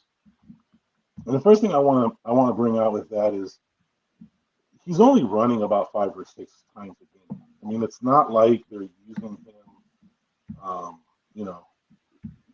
and usually when he runs, he's typically running to the outside, so he doesn't get hit a lot. But if you look at this last, scenario that happened, he didn't get hit. I mean, he didn't even get the ball before he went down. It was almost like he was starting to go down well before he got the football. So, I mean, that could have happened him running a route. I mean, it's not. I don't think I'm, at least for myself, I'm not concerned about him getting injured, because this could have happened him running a route or running the football from the backfield. So first and foremost, that's what I want. Yeah, I want to talk about that. Give me just a second, because I want to address this comment. A lot of people are getting after this man in the chat. First of all, John always supports the channel. Ever since John has gone on this tear where he's picked against the 49ers and he's gone all caps, gone crazy, said the 49ers are going to lose, they've won. So I think this is kind of his way of being superstitious. Don't quote me on it. I could be wrong, but I'm pretty sure that he means well. He's just putting out that bad juju so that the 49ers can keep winning, because it's working for us. So keep, either way, whether that's what you're meaning to do or not, keep doing it, because it's been working in our favor. So everybody should applaud him. Don't be mad at him. Tell him to keep it up, because it's working for the 49ers. Yeah, listen, for me, the Deebo thing, it definitely does concern me a little bit. When you look at all the times that he's gotten injured, it's been as a running back, and it hasn't been because of contact. It was a hamstring pull. It was a groin pull. Those things could have and would have happened most likely anyways. It is kind of a weird coincidence. Deebo seems kind of built for it, though. I mean, he's stocky. Contact, I don't think, is the issue. It's the soft tissue injuries. So those things can happen from any position. As much as I cringe a little bit when he's back there, I also am not that worried about it, because you're right. Soft tissue injuries have nothing to do with being a running back. Rich, did I lose you? No, I lost him. All right. Well, we'll go to Chenille, and then if Rich can come back, that'd be great. What's up, Chenille? How you doing, man? Hi, Jesse. Sorry about earlier. My thing was like all slow motion. I was hearing you like. It's all good, because my stuff had froze. I've been having a heck of a time. I don't know what, my stuff's always on point, but with Grant's show tonight, it got all messed up. I had to get out, do a whole bunch of stuff. And then even with this show tonight, I had to do the same thing. And so when I came back and you said that, I was like, oh man, maybe it is messed up. And, I thought I was going to have to call the show. So I'm glad that I didn't have to. But what's on your mind, man? You know what? I say one game at a time. Yeah. We're playing another good team. Russell Wilson is pretty good against us. He has a good track record of winning against the 49ers. I think we're playing another good team. We should keep it like a playoff game, like a playoff game, like we did with the Vikings, the Jaguars, and the other opponents that we have played, even Rams. We need to play exactly like this 3-game stretch. We should play exactly like we did. And I'm sorry, but Jimmy cannot throw the ball deep. He cannot. I'm kind of scared, because you have to use Deebo as a running back, unless you want to play him short and do some like bubble screens, some screen passes, like use jet sweeps. Hand the ball off. That's our identity, is to run the ball up the gut. Sideways, other side. They got to keep doing that, and I think we have a good chance. But still, like I mentioned in the show before, the Super Bowl loser that loses, they technically the quarterback, they don't come back. So I see Alex Smith situation with the Patrick Mahomes thing over there in Kansas. I see the same thing happening here. Yeah, so I'm going to throw out a few things, for anybody that doesn't know. So, yeah, so basically the only quarterbacks to ever lose their first Super Bowl, this is a Jack Hammer stat, by the way. He threw this out. So any quarterback who has ever lost a Super Bowl their first time around, nobody has ever come back to then win a Super Bowl unless they were a Hall of Fame player. That's one. Two, the Grant Cohn stat. Over 13% of the salary cap, quarterbacks don't win it except for Steve Young. But that was in year one of the salary cap era. To me, that doesn't really count because teams are still trying to figure it out. And then the stat that I have is no quarterback other than Joe Flacco since 1988 has won a Super Bowl without at least making one Pro Bowl at some point in their career. Jimmy G has not done that. Yes, even Trent Dilfer made a Pro Bowl. Nick Foles, all those guys. You can look it up. Joe Flacco is the only one. So there's a lot working against Jimmy G as the quarterback for this team to win a Super Bowl for sure. Yes, and sitting behind a great doesn't help at all. I mean, you can learn so much, but this ain't the AFC. We don't do that around here. I mean, the AFC, they have a track record of, losing quarterbacks going back, but we don't do that in the NFC. So it's going to be hard to get back with Jimmy. If Jimmy steps it up, maybe. If Jimmy steps it up, maybe, but I highly doubt it. I mean, this guy is just straight trash, honestly. He's got killer short passes. I mean, that's all he has. He can't go deep. I'm sorry. And his intermediate game is weak. I don't know why Kyle made him throw on against Minnesota. That pick was the problem. We should have just kept running it or threw a bubble screen. Yeah, well, early on, I was even before he threw the pick, he had a couple high passes. For me, I was looking at it going, why are we not running the ball? I was worried early. I was actually more worried after drive 1 and 2 when they weren't running the ball than I was after they had gotten down, because at that point they had showed that they were going to start running the ball again. So even though Jimmy at that point still was not playing the best, because he really started to pick it up in the second half, I felt better when they were running the ball even down than I did when it was a 0-0 score before that pick was thrown, because I'm like, why are they not running the ball? Like, Kyle, don't do this. This is not the week. Just continue to run the freaking ball. So happy that they got back to it for sure. Right. And if we could keep running the ball and use Debo as a running back, which I hate to say, then we have a chance of winning more games. Hopefully Debo comes out healthy. He got that injury, the groin injury. So I hope he's icing that and he comes back for the next game against Seattle. Because I don't think Seattle's defense is that good, so we can run the ball on them. Yeah, well, we know Debo's out for sure this week. So is Fred Warner. But it's just strains. It's not even pulls. So most likely these guys are missing one game, maybe two. But I think closer to that 1 week is probably what we'll see. Hopefully for at least Debo. They need him, especially against the Bengals. They're going to need him to keep up some of these explosive offenses going forward. So, they need Debo really, really bad. Right. And I don't think we're going to get any trade value. I'm going to be real with you. I don't think we're going to get any trade value for Jimmy G. I think he's going to be one of those free agents looming around, never gets picked up. He's just going to be around free agency. Okay. Thank you for my call, Jesse. You have a good night. Yeah, hey, thank you, Chanel. I appreciate it. We'll talk next week. All right, brother?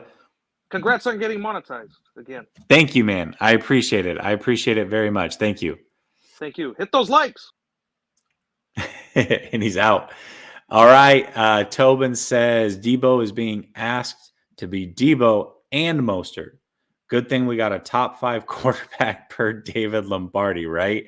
I'm excited for Kittle and Ayuk stepping up. I'm giving Lombardi no love on this show. None. So, but thank you so much for the super chat. I appreciate it.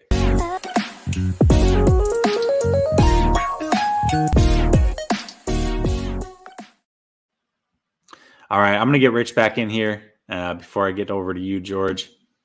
What's up, Rich? Hey, sorry about that, man. I got these new earbuds and it just drive me crazy. Dude, listen, I had to leave my own show and get back in, so don't apologize. It's just the way it's gone tonight. But yeah, I wanted to get your thoughts on something real quick, and then we'll go back to the game.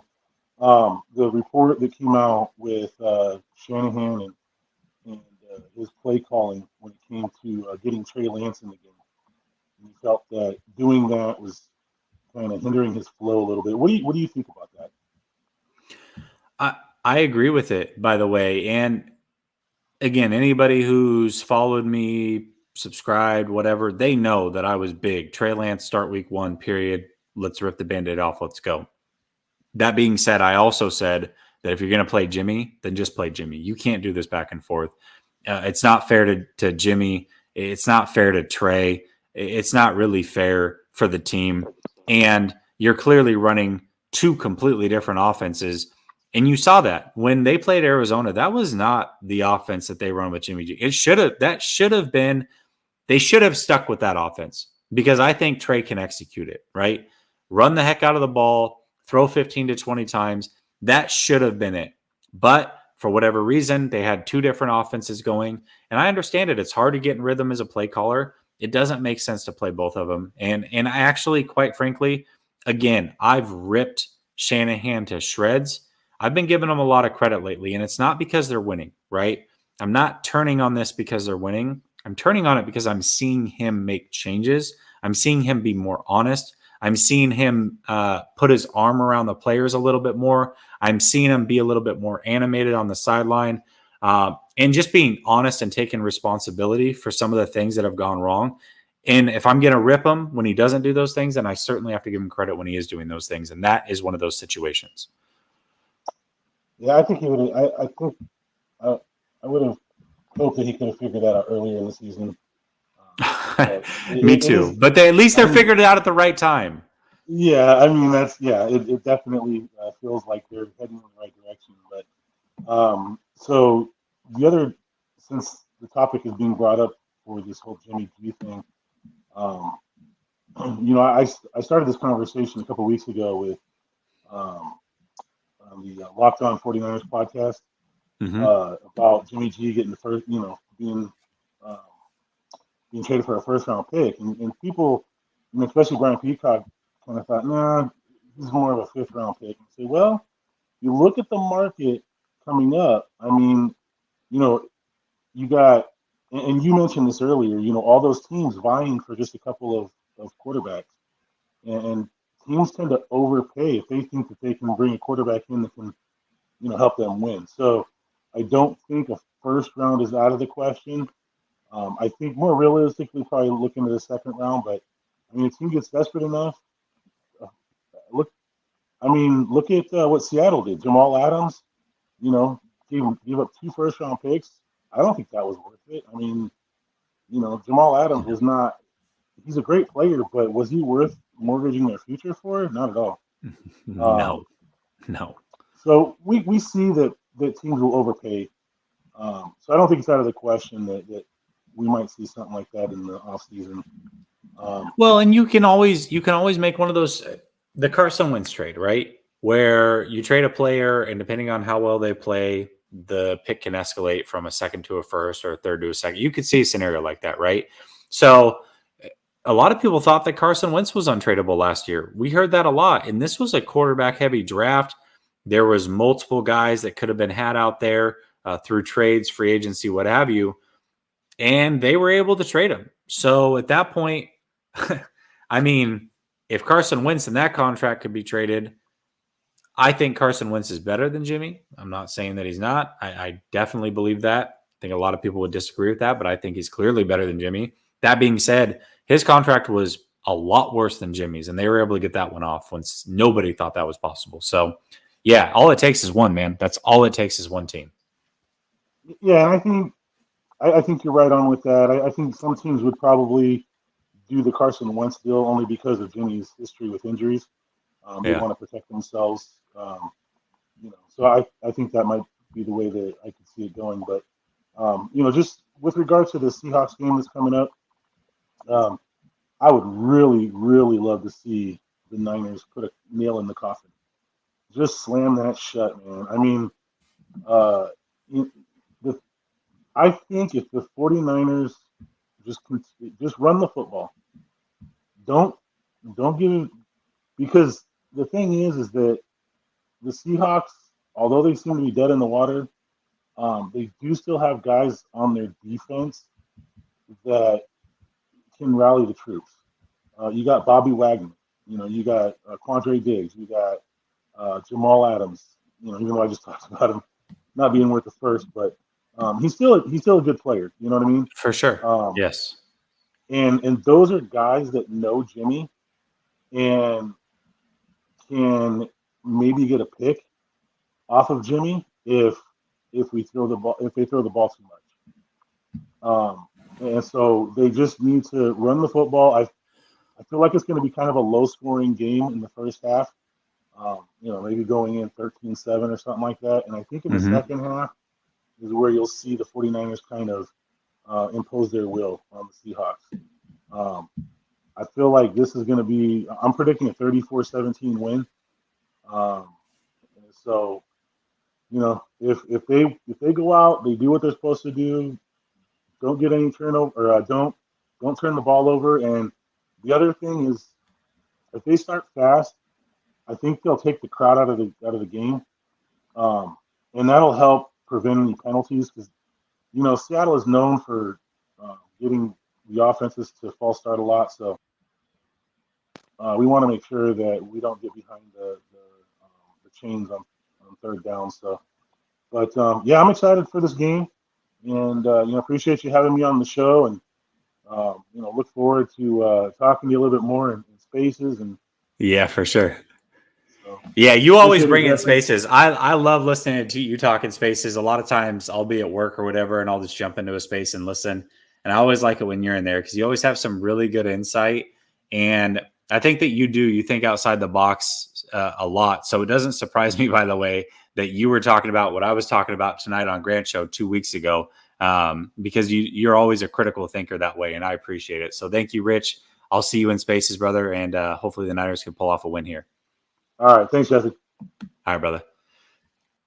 Oh, man. Sunil was waiting backstage. My guy, Sunil. Hopefully he calls back. I got to get to this comment real quick. Oh, there's Sunil. Cool. I got George and then Jamaican Boy, then you, Sunil. So hopefully you can hang tight, brother. If not, I understand.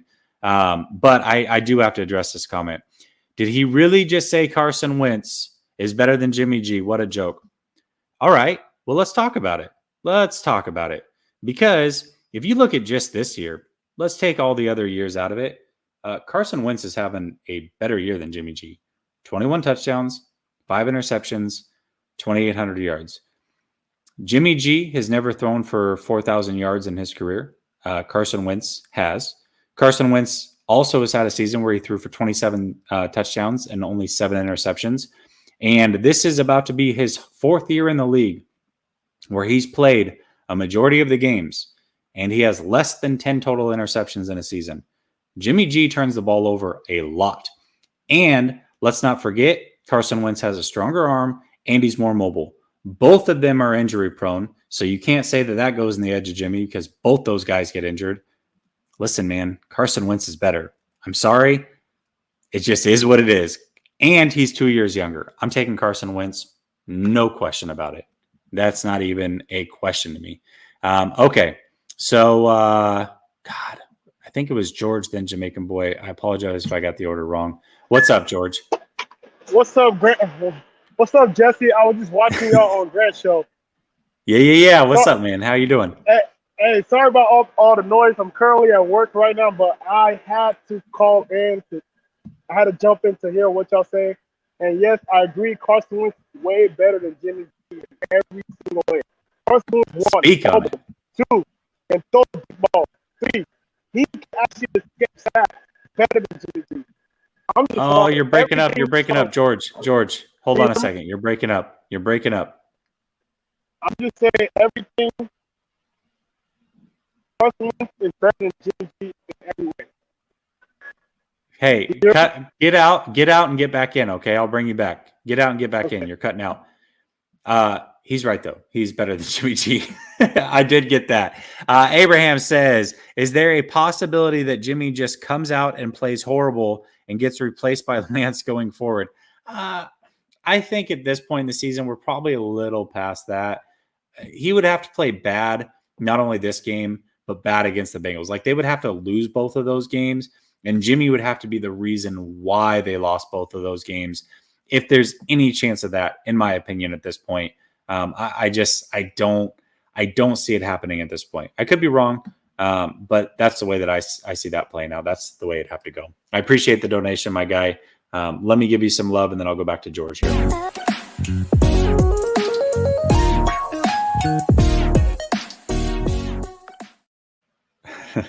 All right, George, I'm coming back to you, man. Hopefully this works, brother. Okay, can you hear me now? No, it's still cutting out. Yeah, go ahead. Do your thing.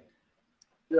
I think you got like some machinery or something in the background that's like making it sound like it's just like, yeah, it's really. All right. Hey, why don't you? Yeah, okay. I'll give you a minute here. You've been waiting hella long.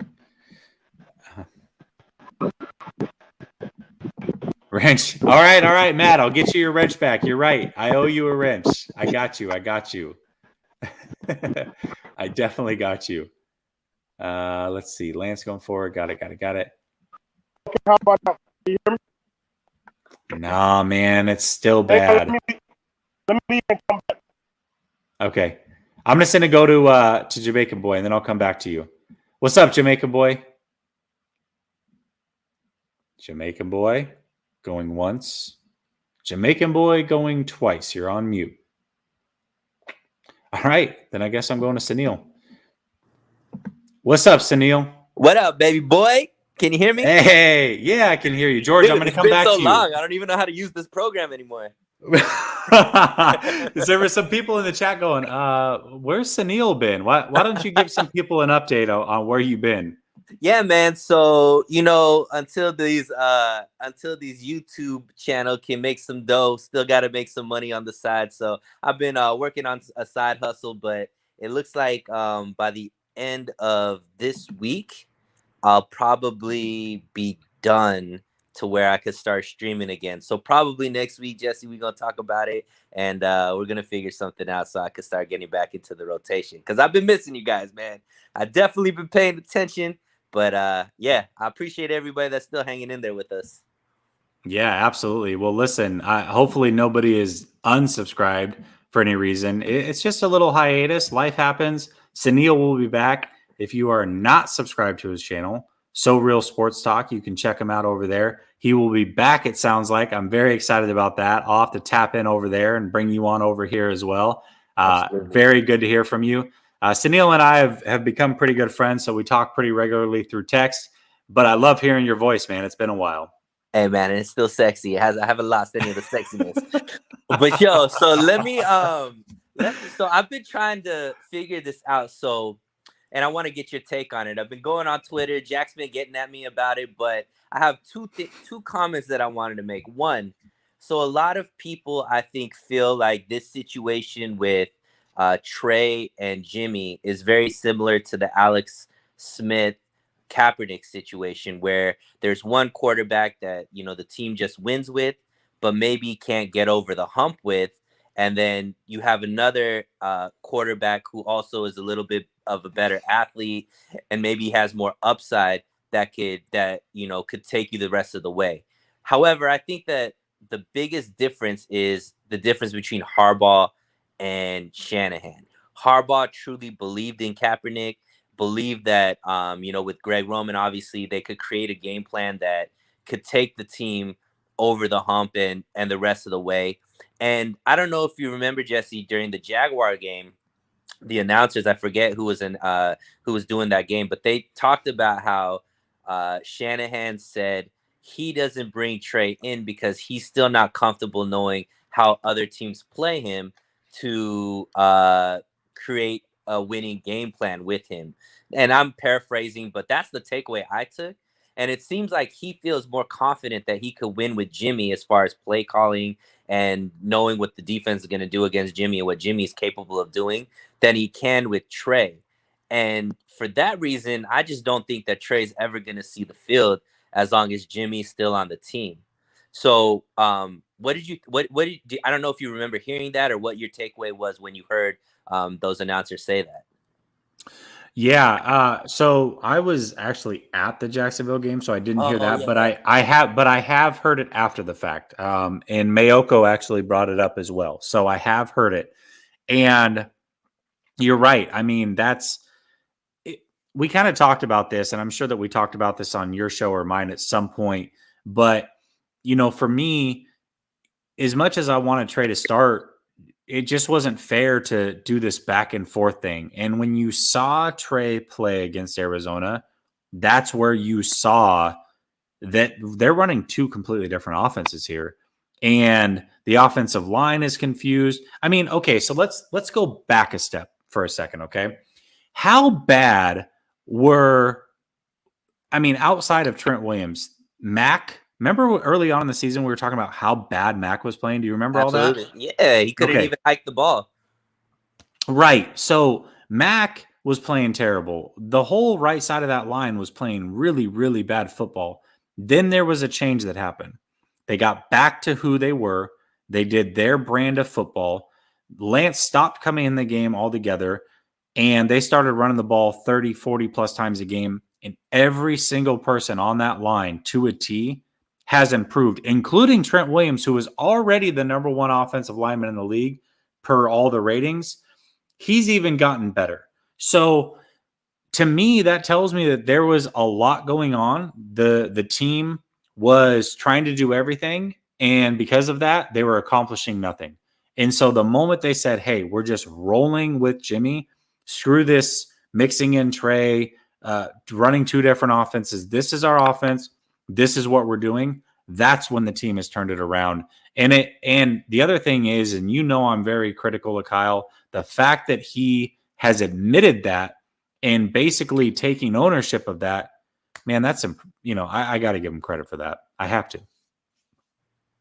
Now, yeah, and I agree too. Like, I think we both, I know you said it earlier in your show, but I know I was somebody who right off the bat was like, Trey should just sit for the year if you're going to choose Jimmy as your starting quarterback, because we knew this was going to happen. Like, we knew everybody's going to get confused. Like, nobody knows who's going to start and whatnot. But I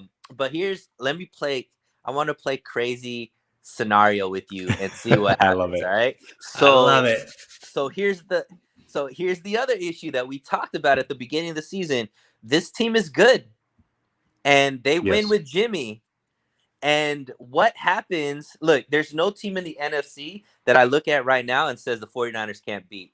The 49ers' best game versus the other team's best game. I don't think that there's a team that I look at is like that team is that much better. It just depends on what game the 49ers play, right? But if you could double up the team's time of possession, if you could keep turnovers low and now turn into a defense that's creating turnovers, that is the key to victory. So what happens, Jesse Naylor, if Jimmy G and these 49ers make it to the NFC Championship game, make it back to the Super Bowl and lose?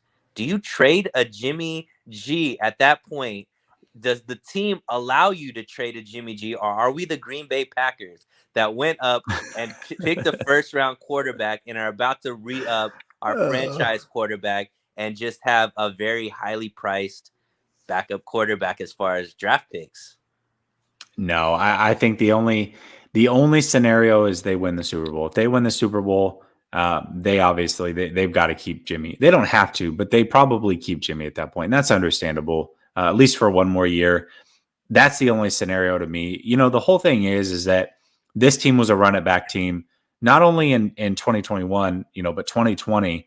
And if they don't set out and accomplish that ultimate goal, you're already blowing the team up after this year because it's impossible to keep everybody. So no matter what, you're blowing things up.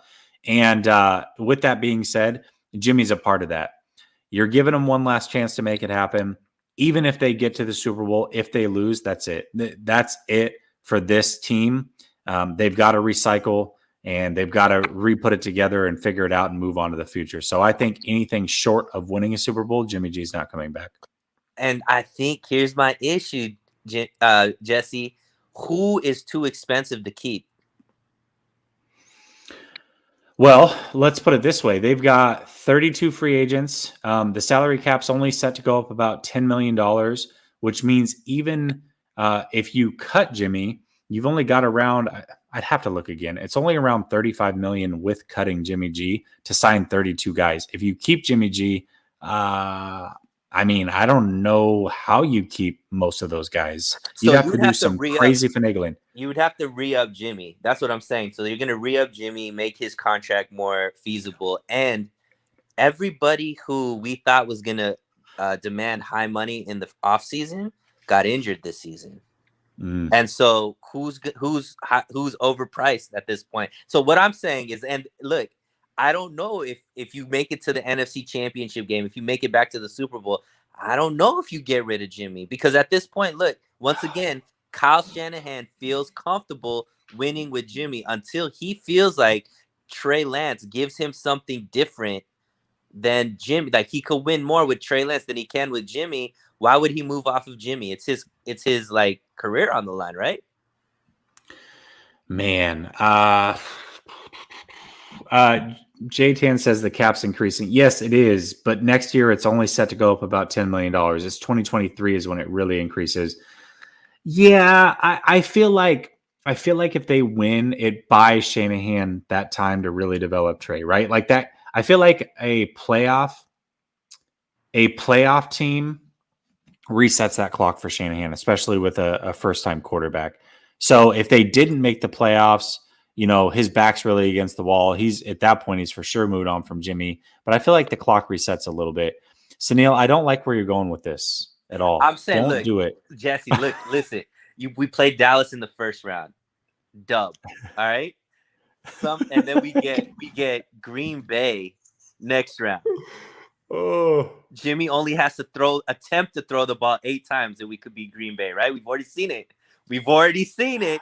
Right? And they make it to this, bro. I look, I have a premonition that Jimmy Garoppolo might be around longer than people actually expect. Because if he wins, how do you get rid of him? You have to believe that Trey is going to be better, because he can't go backwards. You can't go Super Bowl and then not make the playoffs because your quarterback's not ready. What team's going to be okay with that? You know what I mean? So I don't know, man. It's a weird situation. Well, let's do this, Sunil. If you are, in fact, going to be back in the next week or two on your channel, let's get a show together. Let's talk about this in depth, and let's see what the team does over the next couple of weeks, right? Like if they keep winning, then we'll have something that we can talk about for sure. So let's hope they keep winning. Let's talk about this on your channel or mine, doesn't matter. And let's go in depth on this, because I think that we both have a lot that we can say about this. And I got about 4 people still waiting. Yeah. Cool with that? Do your thing, man. We'll talk again. All right. Yeah. Go subscribe to Sunil's channel. So Real Sports Talk. Sounds like he's coming back. I appreciate it. We'll talk through text, brother. I'll talk to you later. All right, man. All right, man. I love it. Always bringing something different. Okay, George, I'm going to give you one last chance before I go to Jamaican Boy. Jamaican Boy, I tried to go to you before I went to Sunil, and you didn't hear me, my guy. You didn't hear me. I know. I don't know. Hold on. All right, let me go to George. George, let's test it out. No, it's just not going to work. I'm sorry. Sorry, man. I'll see you next week, though. All right, brother. Damn, man. I wanted to get his take, too. George always brings a lot of fun energy, man. Hopefully you can call back next week. All right, Jamaican Boy. What's up, my guy? Bro, I don't mind going last, man. You know that. No. If you want to go against everybody else, I'll go last, man. I don't care. No, it's all good, brother. You've been waiting anyways. I appreciate you. What's on your mind? The worst had happened, man. I said it last week, and Debo, I didn't want to see him behind the line of scrimmage. And yes, it was a no contact injury, but still, I feel like running him too much that's what caused it. Mm. You know? Okay. You did say I'm going to give you credit. A weird way to give you credit, right? Like Debo. Don't do it because given his injury history, something bad's bound to happen, and I didn't want to wish it on him, but look what happened, and at the worst time too. You're right. No, you're absolutely right about it. You 100% did say it last week. You were worried about Debo running the ball as a running back. You were worried about him getting injured, and here we are, less than a week later. I got to give you credit on it. It's a weird way to give you credit because it's an injury, but I got to give you credit. And then I thought I was the most pessimistic person, but it seems like I'm in that bracket with Grant and Pie Noir as well. I think we're the three musketeers in that category. I feel it. Well, listen, I think Pie Noir is like he's on a whole different level there. I love it though. You know what? My thing is that there's people that level me out one way or another. And I love to hear everybody's perspective. And I love that people are honest, just because it doesn't go with the status quo and what F all that, man. If you got an opinion and it's different, roll with it. I love it. Yeah. And I've never been a fan of something. I've never been a fan of like a sports team and was like, we're going to win every week or every game. I was never like that. Give me some evidence to make me believe that that's the case. Yeah. Yeah. Yeah. And with a hand, just like fumbling the bag for like the first half of the season when we had no business. We had all the talent in the world to win those games. I mean, I guess if you want to say it's never too late, to bounce back, but I don't see us winning this game. Typical me being pessimistic, but I don't see us winning this game because I look at this game like the second game versus the Cardinals. No JJ Watt, no AJ Green, no D Hop. I think Christian Kirk got hurt, or was it Christian Kirk? No, it was Chase Edmonds. No. He got hurt. Edmonds. Yeah, Edmonds got hurt in that game, and their guard got hurt as well. Yeah, and no freaking Kyler Murray. Mm-hmm. And I'm going into that week. Oh, we got this in the bag. You know what I'm saying? Yeah, for sure. No, you're right about that. Stupid old us. I agree with you. I think people are a little bit a lot of one-sided scores. I'm seeing it. And I do think the 49ers win, but I think it's a close one. And there's nothing for sure. Not against Seattle. I'm not buying it. I don't get it, man. Seattle's been the boogeyman for years. Like, how can you have this much confidence? Yeah, you're right about that. They have been the boogeyman for years. They've beaten us with less. Everybody knows they never had an O-line, and we had the most dominant pass rush, and they still had a number on us. And it took us. You're right about that. It took it all the way down to the wire, where it was a game of inches of Greenlaw stopping the tight end right at the goal line. Mm-hmm. And that's when we were our absolute best in 2019.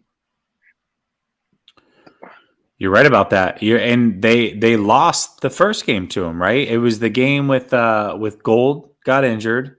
This seems to happen a lot against Seattle. When Gold got injured and they couldn't make any field goals, Greenlaw had the pick even in overtime that should have sealed it. They should have scored on that drive. They didn't.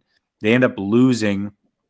It was the game that Jadeveon Clowney took over completely. It looked amazing for a week. It was the one game a year that he shows up. Yeah, and it happened to be against the 49ers. Ugh. You're right. And Seattle is it's funny because Aponte was going off on this earlier on his show, and I agree. I thought I was the only one. Seattle is the luckiest team in NFL history. I have never seen a more lucky team than the Seattle Seahawks. Every single bounce goes their way for some reason or another. So they're going to be tough to beat. Oh yeah, absolutely. I don't think it's a cakewalk because on top of that we have no Debo, no Fred Warner, and then God forbid if Elijah Mitchell get hurt. Yeah, you're right about that. Jimmy can't throw down the field. We haven't practiced that any type of plays of him throwing down the field at all. you know. And Ayuk is just waiting to get some burn to get a route up the seam. Just can't get it to him. You're right. Yeah, you're right about that. Don't listen.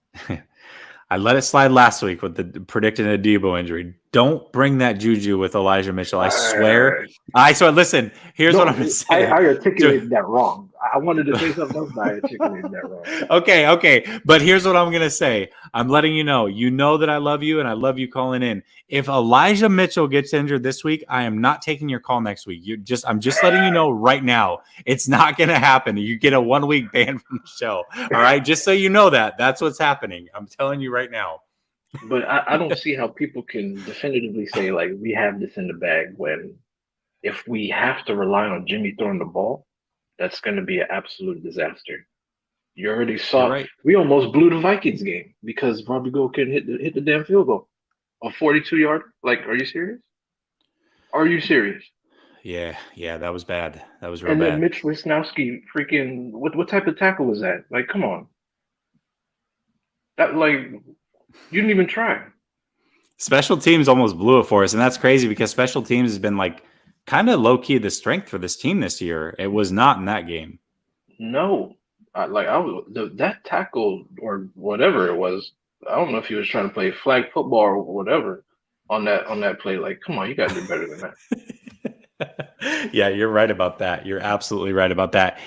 Before you go, I asked this to Grant, and I'm sure you saw it, but I'm going to ask you the same question. If you had to put a prize possession on it for 1 week, a Jimmy G led offense without Debo, or a Russell Wilson led offense with DK Metcalf and Lockett, which offense do you think for 1 week can get their ish together and put up points? If you had to put everything on the line, which offense would you bet on? Russ, without a doubt. And I hate Russ. Yeah, I'm not going to discredit his talent, but without a doubt, he's more mobile than Jimmy. He can create a play if it's not there. He's been doing it. He's been doing it to us specifically for years. Even when we had many years. Even when we had freaking Alden Smith, Patrick Willis, Navarro Bowman. Yeah. Well, even when we had all those players, he was doing that.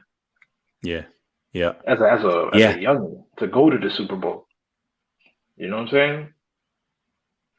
And like what I was trying to say before is like if we have to rely on Jimmy throwing the ball, we're not gonna win. Now, my formula to make sure Elijah Mitchell doesn't get hurt is treat him like he was Mostert. Run him 15 times and then give him 15 catches or 15 pass attempt catches or whatever. Yeah. Swing passes, whatever else, touches. Screens.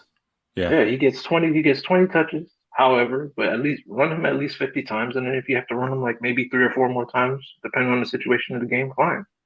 But don't run him 27, almost close to 30. You see what happened?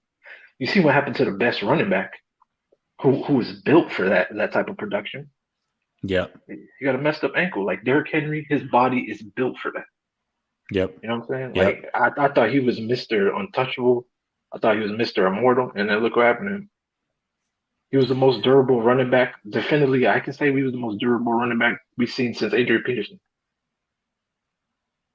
And even Adrian Peterson. I mean, it happens. This is running backs, man. Running backs get hurt. This is what happens to running backs. It is. It just is.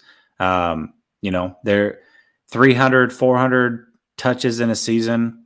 I mean, that's it only takes a couple of those, and you're done. And then before that, DeMarco Murray. And then you see what happened to him after he left Dallas. Yep. It happens all the time, man. It happens all the freaking time. You're absolutely right. They have to find a way to reserve Elijah Mitchell, especially being a rookie. I mean, he's been really durable, right? Compared to Mostert, some of these other guys. But even then, he had the finger injury. Right. He had the finger injury. He had something else early on the season. Came back within a week and a half. Like, right. Mostert ain't ever going to do that. I'm sorry. No. Mostert, he's like peanut brittle. To say the least. And it sucks because he's so good. Gosh, he's so good. You could take Mostert's vision and just put it in all the running backs and see what happens. Yeah, his The speed way too, man. That was Mostert can breakaway. see the lanes is crazy to me because you look at him, he's like, this is not a top 10 running back, but his vision makes him. And how many touches that he got in 2019? I don't think Yeah, he ever ran for over 16 attempts in the game yeah, that year. yeah, yeah. And you saw the production that they was getting out of him. It's Yeah, he crazy. would take games over, man. He would take games over. Even last year against Arizona, game 1, he caught that slant, took it for like 75 yards. And then the next Yeah. week against the Jets, first play of the game, boom, 80-yard touchdown. Like he was yeah, And I'm Mostert was looking really at good. Elijah Mitchell, like I won't say a Mostert. I see why people don't like when people say he's a mini Mostert, but I will say I have yet to see him get tackled behind the line of scrimmage this season. He Always falls moving forward forward. every time. Always falls Always. forward. Yep. You're right On about some that. Derrick You're right about that. Henry-ish. Yeah, you're right about that. You're absolutely right about that. Jamaica boy, I Crazy. still got 4 more guys to go. It's midnight over here, my guy. I got to get on to the next one. All right, brother? All right, man. All right, man. I'll talk to you next week. All right, man. If Mitchell doesn't get help, if Mitchell doesn't get hurt, I'll talk to you next week. All right, man. later. All right, I'm gonna go to Kevin, my guy Chris, aka Roscoe's, Steve, and Matt, and then that's it. No more calls. Those are the last 4. It's past midnight over here, but I appreciate all of you. Real quick though, Tanya says, "Great show. Keep up the great work. Just showing some love." Tanya, thank you so much. Here's some love back.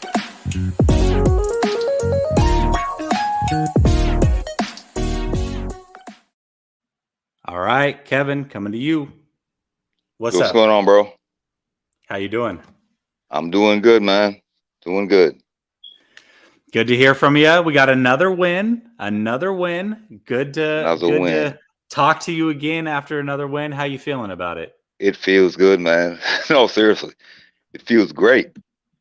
Yeah, it does. It really does. It feels great, man. It feels great. Like, I mean, they're 49ers actually doing what they have to do to win. What I actually like about this game, I don't know why Kyle started off like that, but after he saw what was going on, Kyle actually made put it this way, Kyle actually went back to what was working in the Rams game and the Jaguars game. Yep. So he actually got back to just run the ball. It doesn't have to be like we got to run it 30 times. It doesn't have to be 35 times, 40. Just run the ball. Control the clock. Because what I noticed in the first half, I think Jimmy G had 16 attempts, which I think is too much. I agree. You know, I think he should be, like I was saying last week, he should have about 20 or 22 at the most. But we just got back. I mean, even after we got down, the guys played. Everybody played as a team.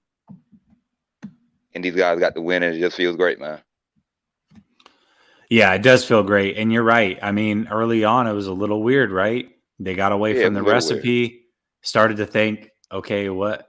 Come on, Kyle. Like, not this again. We've seen how this plays out. Like, let's cut the BS, right? Like, let's get through this. So exactly. I was glad that they were able to get back, establish that run that allowed Jimmy to settle in. I mean, the running game does so much. It keeps the other team off the field, especially if they're a high-flying offense. It gets Jimmy in rhythm. And you see, I mean, Jimmy can make some good throws from time to time when he doesn't have to do it all the time. But the moment that he has to do it all the time, that's it. Like, that's when it becomes an issue. And that's when he's I'm going to give credit to Jimmy. When he doesn't have to do too much, just like you said, Jimmy can be good. You know, he's not great, but he can do good enough. And he can make some good throws. For sure. He can make some good throws. One thing I wanted to touch on you, I did not go to California. We didn't go to California. So I didn't get to tell my like brother-in-law to ask that question that you asked me about, would the Steelers be willing to take Jimmy? So I didn't get a chance ask to him anyways. Just ask him anyways. I'm curious to see what his thoughts are on that, because I feel like that's one of the teams that might be in the running for Jimmy. Absolutely. But I think this week, man, just go out and just run the ball again. Yeah. Yeah. I do not trust this team. I don't trust the Seahawks, man.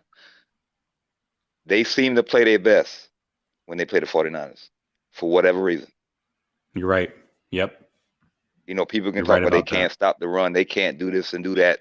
But all of a sudden, when they play the 49ers, it seems like everybody comes to play all pro football. So, you know, I don't trust this team. The fans can't take them lightly. I definitely don't think the players and the coaches are, you know what I'm saying, are like taking this game lightly. So they just got to go out and just play smash mouth football. I Don't agree. try to get cute. Don't try to get cute. Just play smash mouth football. I don't care if it's 13-7. I don't care if it's 2-0. Like, just win the game. Just win the game. Go out there and, yes. Just go out there and hit. Throw punches. You know what I mean? Absolutely.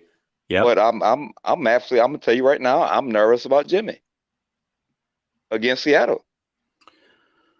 With no Debo. He seems to get nervous when he plays Seattle. Except that one game, that was the game when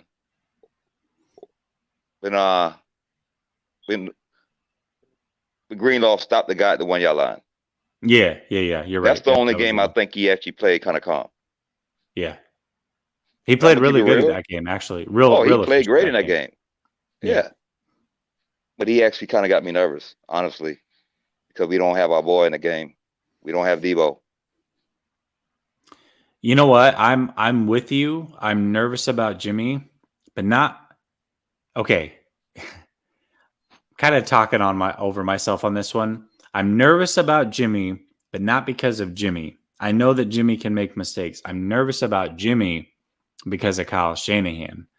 If for some reason Debo is not, Debo's not going to be there, but if for some reason he says, "Oh, now I can't run the ball because I don't got Debo there. I can't stay consistent with it. We're going to throw." That's what worries me, right? Because I feel like Jimmy will play. He's going to play within the offense, but man, if all of a sudden they start going pass happy, that's what worries me. And that's what I'm worried about. It's not Jimmy. If you know what I'm saying, if you can keep playing Jimmy like you played the last 3 games, that doesn't worry me. Yeah. It's if we have to go in some kind of shootout. Yep. That's what kind of scares with me you. About this game. I'm with you. Because like I said, we haven't been doing too good with this recipe. We don't have our boy Debo.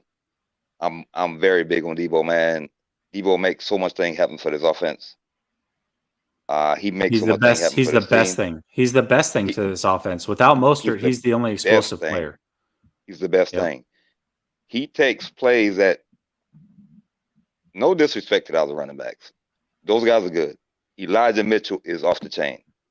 Yeah, he is. But Debo can take the same kind of run, and somehow he gets in the damn end zone. Yeah. For whatever reason, it's his patience and his burst. He's just playing on another level, man. That I haven't seen from a player in a long time on this team. He's got crazy good vision too for a wide receiver. When he's back there, doesn't he? Vision. It's kind of scary. It's real scary for opposing teams. But he actually played running back in high school. He's saying that he was saying that he only got moved to wide receiver when he went to college. Yeah, that's true. He knows how to play the position. But he had a lot of catches in high school too. I was looking at his stats the other day. So he's a dude do it all.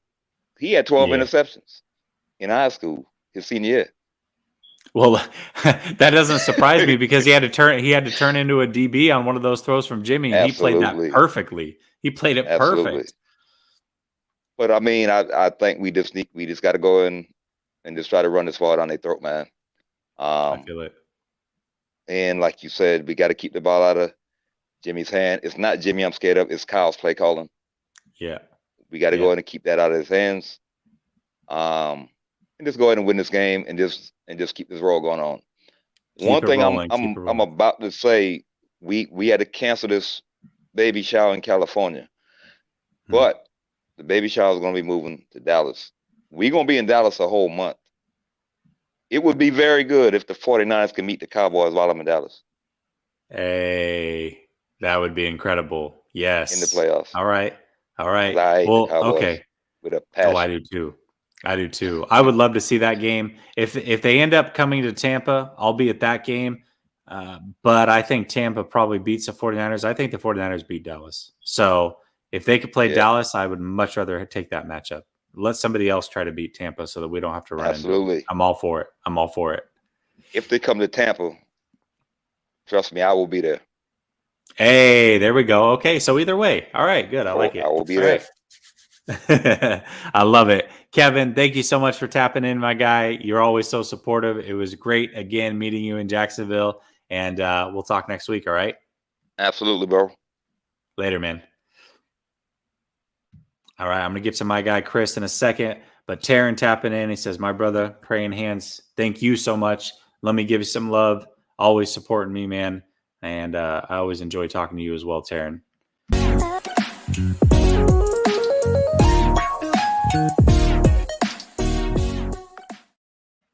All right, let's do it.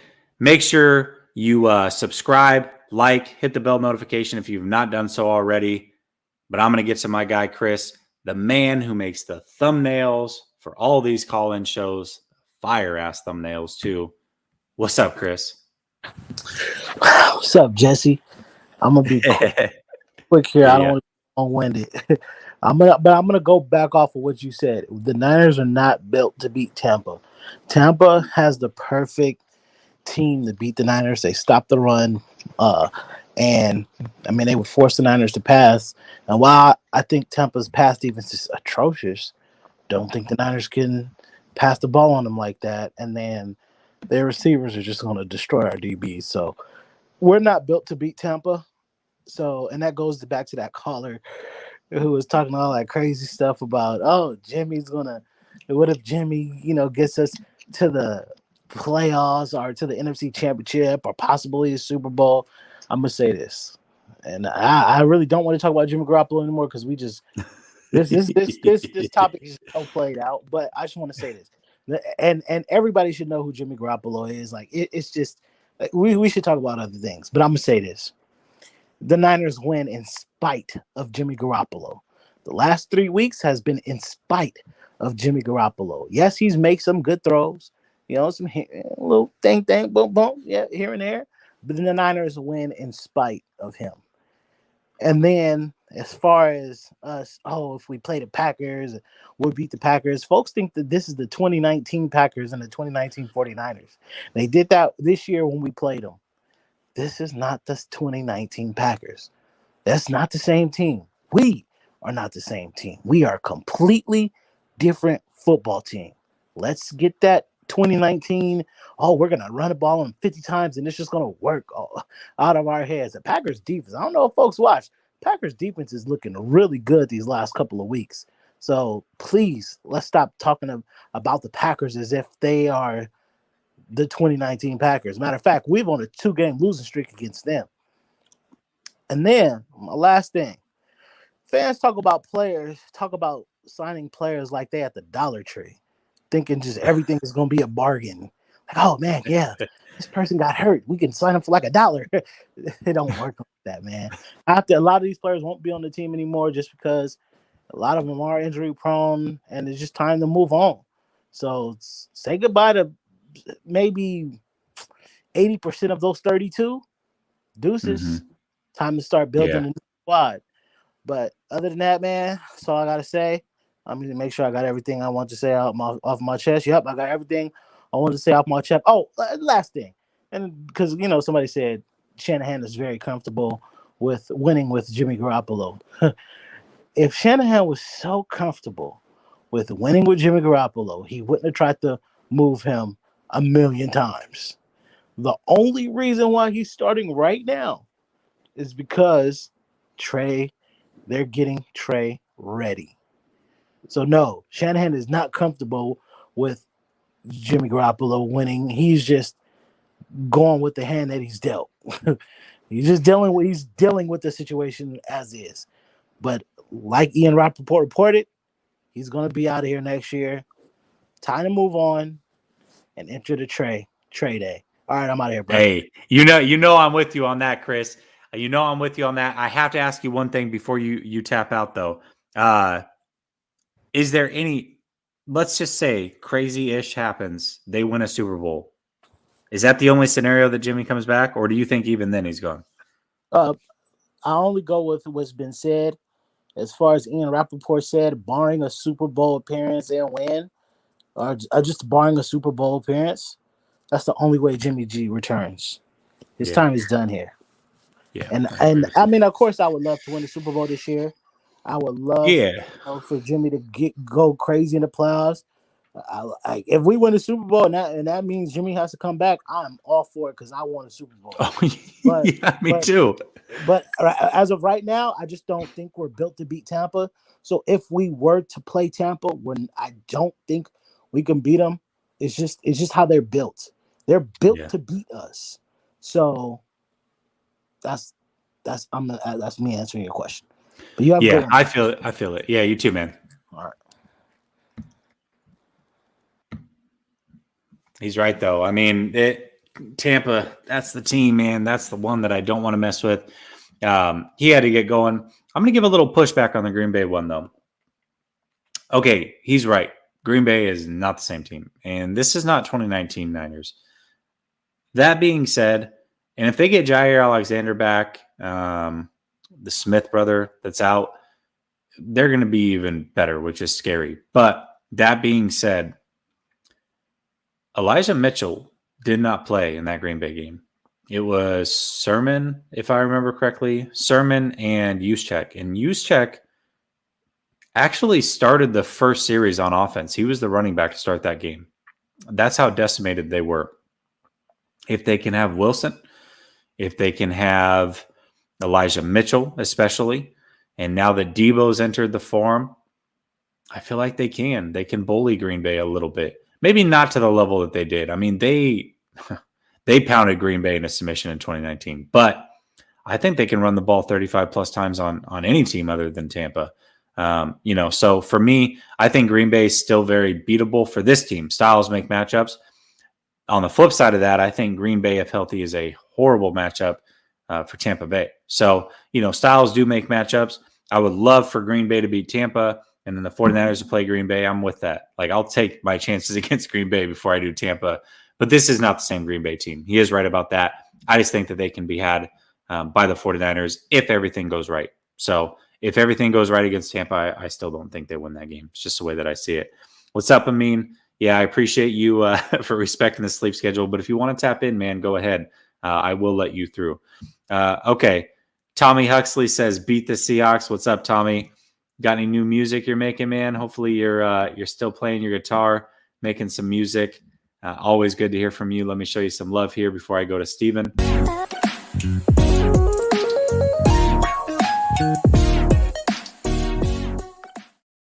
All right, this man's name is Stephen Smith. Hopefully it's not Stephen A. Smith. I can't stand Stephen A. Smith. What's up, Stephen? Hello, can you hear me? Yeah, I got you, man. What's up? I have actually worse initials than Stephen A. Smith. Oh, do you really? Yeah. So I'm 48 years old, and I'm Roman Catholic, so you get like an extra middle name. Yeah. So my initials are STD Smith. Okay. All right. So thank you, Father, for that one. Yeah. That was. I didn't want to say it, but you did. So yeah, he definitely put you. He put you in the corner on that one for sure. Thanks a lot. Absolutely, man. What's on your mind, brother? No, as I mentioned to you in the post, something's bothered me for quite a while. I think it was in the Raiders preseason game where Lance threw the bomb to Sherfield, the downfield touchdown. The bomb to Sherfield was against the Chiefs. He had the really nice one to Benjamin, I think it was in the Raiders game, where he hit that deep crosser between two defenders or whatever. But yeah. I was always puzzled because I think Lance did like 3 plays. He did a roll out to the left. I think it was an incomplete pass, but it was a beautiful move. Mm-hmm. Then the bomb to Sherfield. And it just made me wonder, like, what did Shanahan have in mind? Because when he played against the Seahawks, there were no plays like that at all. No. So it just None of baffled it. me as to why in the preseason, but not in the actual season.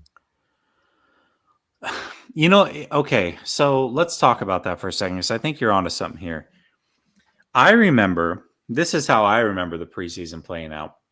When they played against the Chiefs, at 0 points during that game, did Trey Lance really break the pocket outside of once, and he didn't break the line of scrimmage running the ball at all. And there was talks that Kyle doesn't want him to run. He's forcing him to stay in the pocket. He wants him to learn all of that.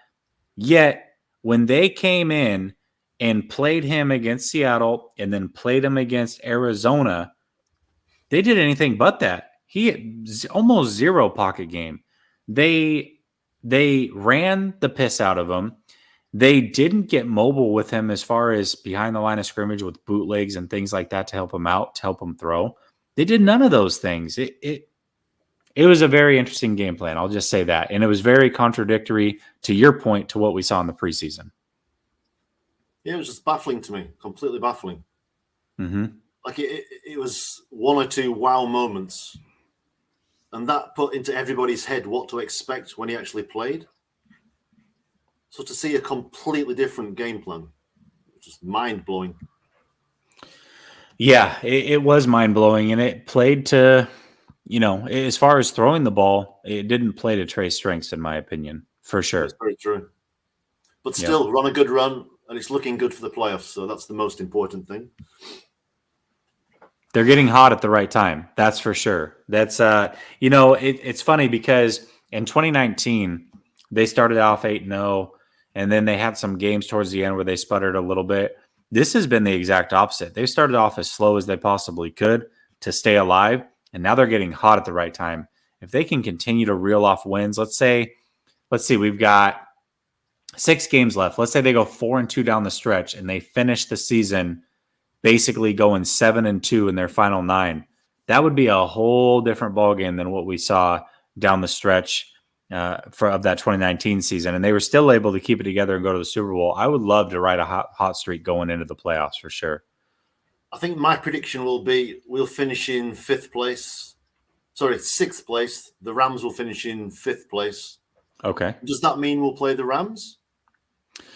No, 6th place, we would play whoever the number 3 seed is. The Rams 5 and 4 play each other, 6 and 3 play each other. So possibly that would yeah, I was going to say that would right now it would be Tampa.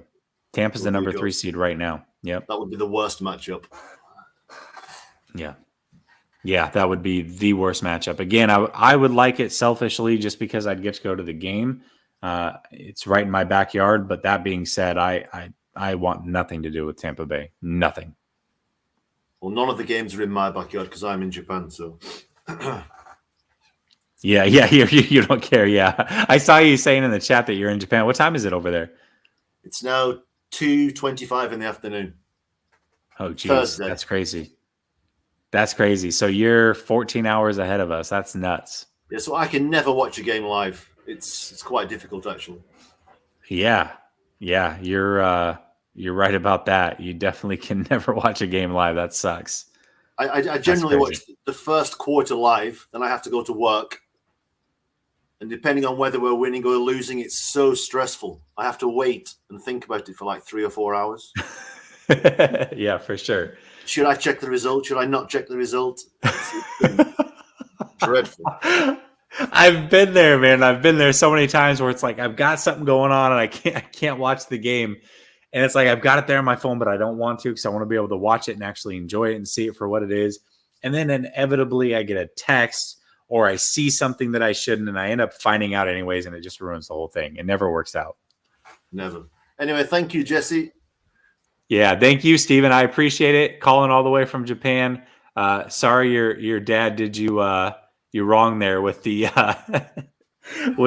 name. But listen, man, if you can call in next week, I'd appreciate it. Thank you so much. Keep up right, good man. work. Thank you. I appreciate it. Bye-bye. Bye. I got one more person in here, but I'm not going to go to them. No offense, but listen, just making a run on this channel. I got a couple sketchy people showing up in the chat, and I don't know who you are. There's obviously no video, so you can't ruin anything there, but at the same time, I just don't even want to deal with it. I apologize if you are a real person that actually wanted to talk 49ers. My apologies, but not going down tonight. Sorry about that. Let me switch over to this real quick. Cool. All right. Let me kick this person from the studio. Boom. Boom. Cool. All right, guys. Well, let me say this. The 49ers hopefully can get a win this week. It's definitely going to be a lot harder without Debo. It's going to be a lot harder without Fred Warner. That being said, if they can beat Seattle, and I know that Seattle is reeling. They're 3-8. They don't look good. But going to Seattle in division, beating Seattle without two players like that, that's extremely impressive. I will take that. I don't care how it happens. It would be a big win. Then if they can get those players back, roll into Cincinnati, things look really, really good. The 49ers are getting hot at the right time. A loss right now would be a disaster. We have to get a win somehow, some way, figure out a way to put a nail in the coffin, hopefully to the Seattle Seahawks dynasty. That's what I'm looking for. I'm going to go with the 49ers to win 27-24. I think it's going to be very close, but I think they get it done. To everybody that tapped in tonight, thank you so much. To everybody that gave a donation, thank you so much. If you have not done so already, like, subscribe, hit the bell notification, and check in the description. The Patreon account's there. Even more 49er content goes on there every week. I appreciate each and every one of you. We will be back tomorrow on this channel to give the week's breakdown with the 4 people in my crew here at Last Second Sports. But until then, thank you all so much. Have a fantastic night. Peace.